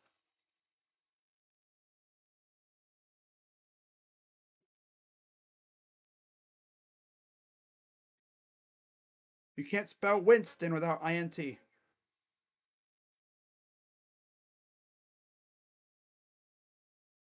Would have dumped it off to Ford for a solid gain, but nope, going for the big throw, and of course, next very nice 2 plays later. But old Jameis. Who else but Jameis? Bro, he literally is incapable. 6 of 11 turnovers in the fourth quarter. 11th giveaway since week 8 for Winston. He doesn't know how to take care of the ball. He was, it's Denzel Ward. First time we're actually calling his name today. To show you though, no Pickens means he had essentially an off night.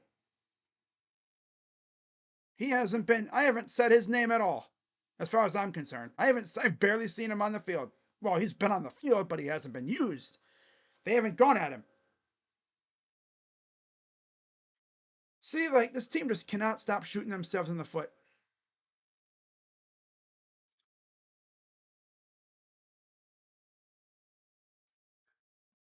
Spell Winston without INT.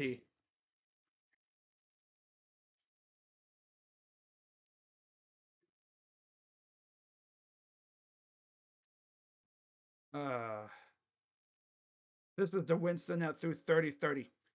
30 touchdowns, 30 interceptions. But damn, Addison and Jefferson cooked today for Minnesota. God, 5 touchdowns for those two combined on like 15 receptions. Jeez. And an 11. Snap. And 3:45 to go.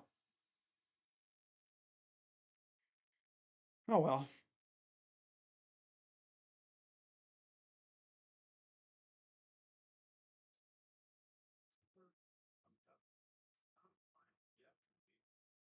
Freaking Jameis. The roller coaster. This is the wildest roller coaster ever. No way this dude can play meaningful games to start next year.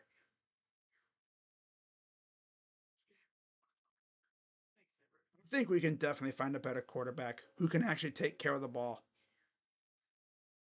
Jameis is just too careless with it. He's over aggressive.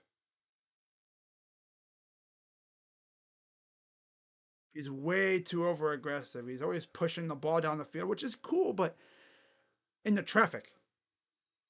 He's trying to hit these keyhole throws. Madden would even be like, yo, bro, don't do that. 3rd and 9.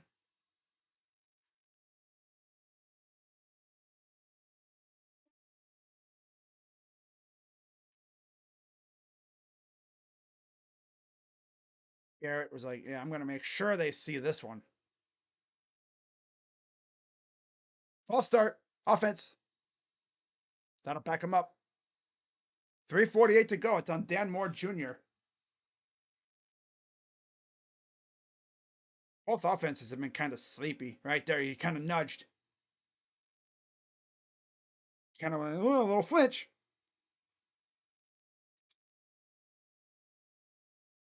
Flacco. You know, Fox, now that I think about it, we should have kept him as a backup. But he wanted to start. That would have been tough. Although I heard we didn't even offer him a contract. 3rd and 14. Garrett's coming after him and smiles. Hey, he got a sack. Woo. Steeler fans can now shut the heck up about that. Hey, how many sacks does TJ have so far? Seriously, I'm legit wondering. How many sacks does TJ have? 0 for right now?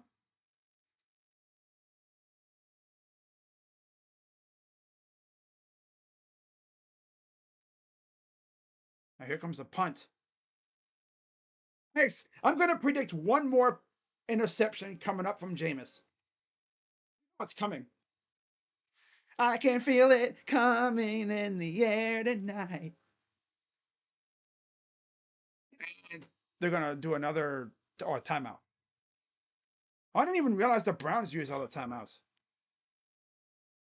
Didn't even realize. Oh well.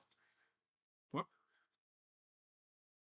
I can feel it coming in the air tonight. Allah. And I remember the worry. I feel another interception coming in my bones. 11th sack of the season. Whoa. Daniel Oifusi. Myles Garrett records his 11th sack of the game. I wish he had 11 sacks in a game. Damn. It's a record. My boy, my dude, I think you kind of misinterpreted the stat. It's season, not game. Damn, 11 in a season? Damn. Yeah, this loser bobbled the ball. Yep. Good job, Tony. Yeah. Darius Tony. He's even on the field still after being an idiot from earlier.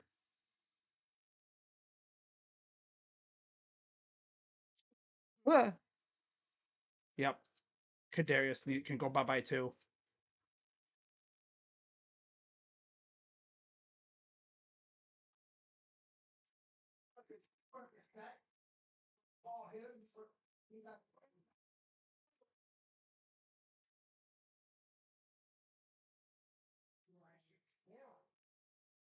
This team derped so hard.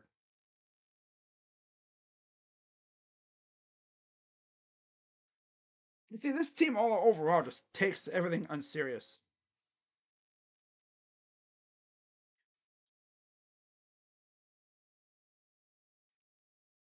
I'm literally about to time you out for spamming. Don't you know the rules when it comes to streaming, Stephen Rose? No spamming. Spammers get timed out. Your one and only warning. Here's Harris around the outside, gets a few yards.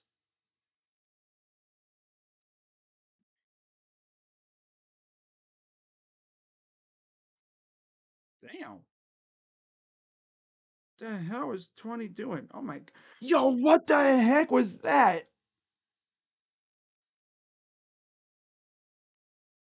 Wait, what? Chase Herbstreit to. Oh, yeah. Kirk is not going to like that too much. Chase Herbstreit has committed to Michigan. Oh, brother. So they're going to have Bryce and Chase now, huh? That's their quarterback room for next year? Interesting. Chase Herbstreit, Kirk's son, going to the team up north. Oh, boy. 105. Good job, Bozo, freaking Tony.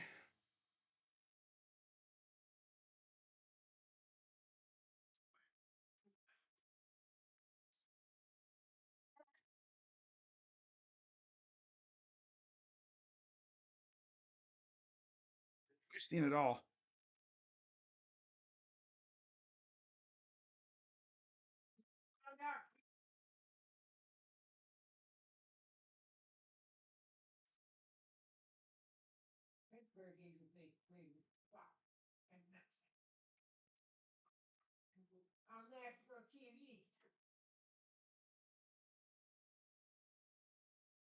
Good thing the Browns kept Tony around all season.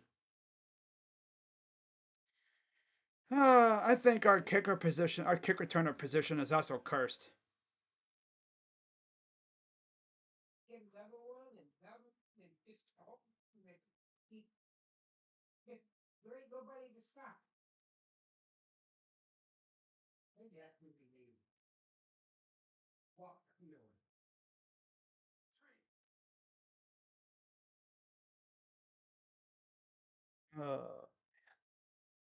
Oh well,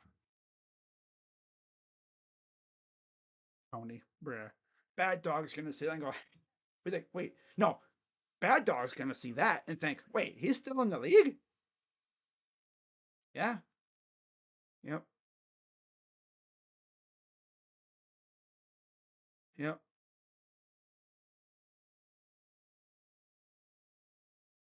Checks Brown's schedule for next week's game. Chiefs. Yep. Yeah, we'll play them unreasonably close and still lose by 3 scores.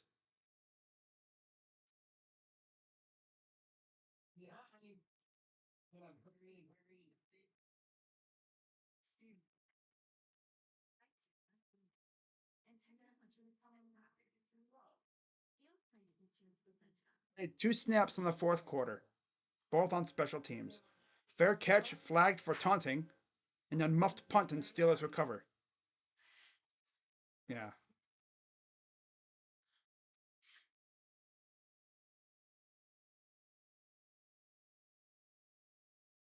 just a classic way to go.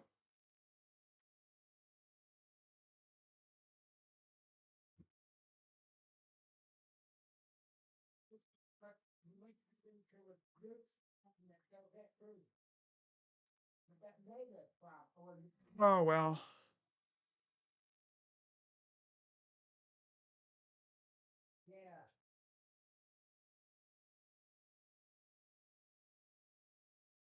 Surprised they had Nance and Romo doing this game. 2 minutes to go in the game. 3rd and 5.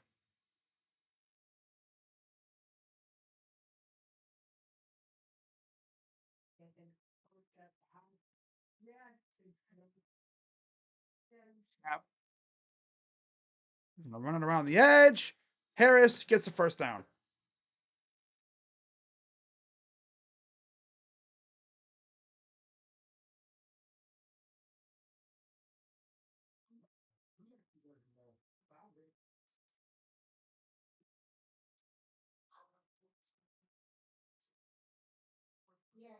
Hmm. 1:33 to go.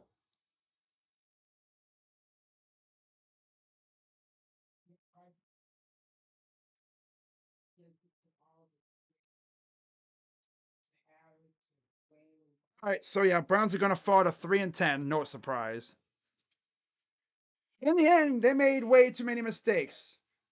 Way too many mistakes. So Pittsburgh, still number 3 in the AFC, still leading the AFC North. They're actually just a half a game behind Buffalo. They're what 2 games or so behind Kansas City. Those two have yet to play, I think, this week. So, yep, that's going to pretty much wrap this up. So I'm gonna get out of here and get working on my recap video and get that out soon.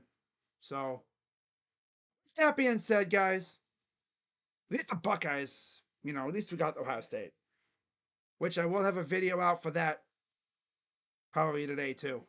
So, that being said,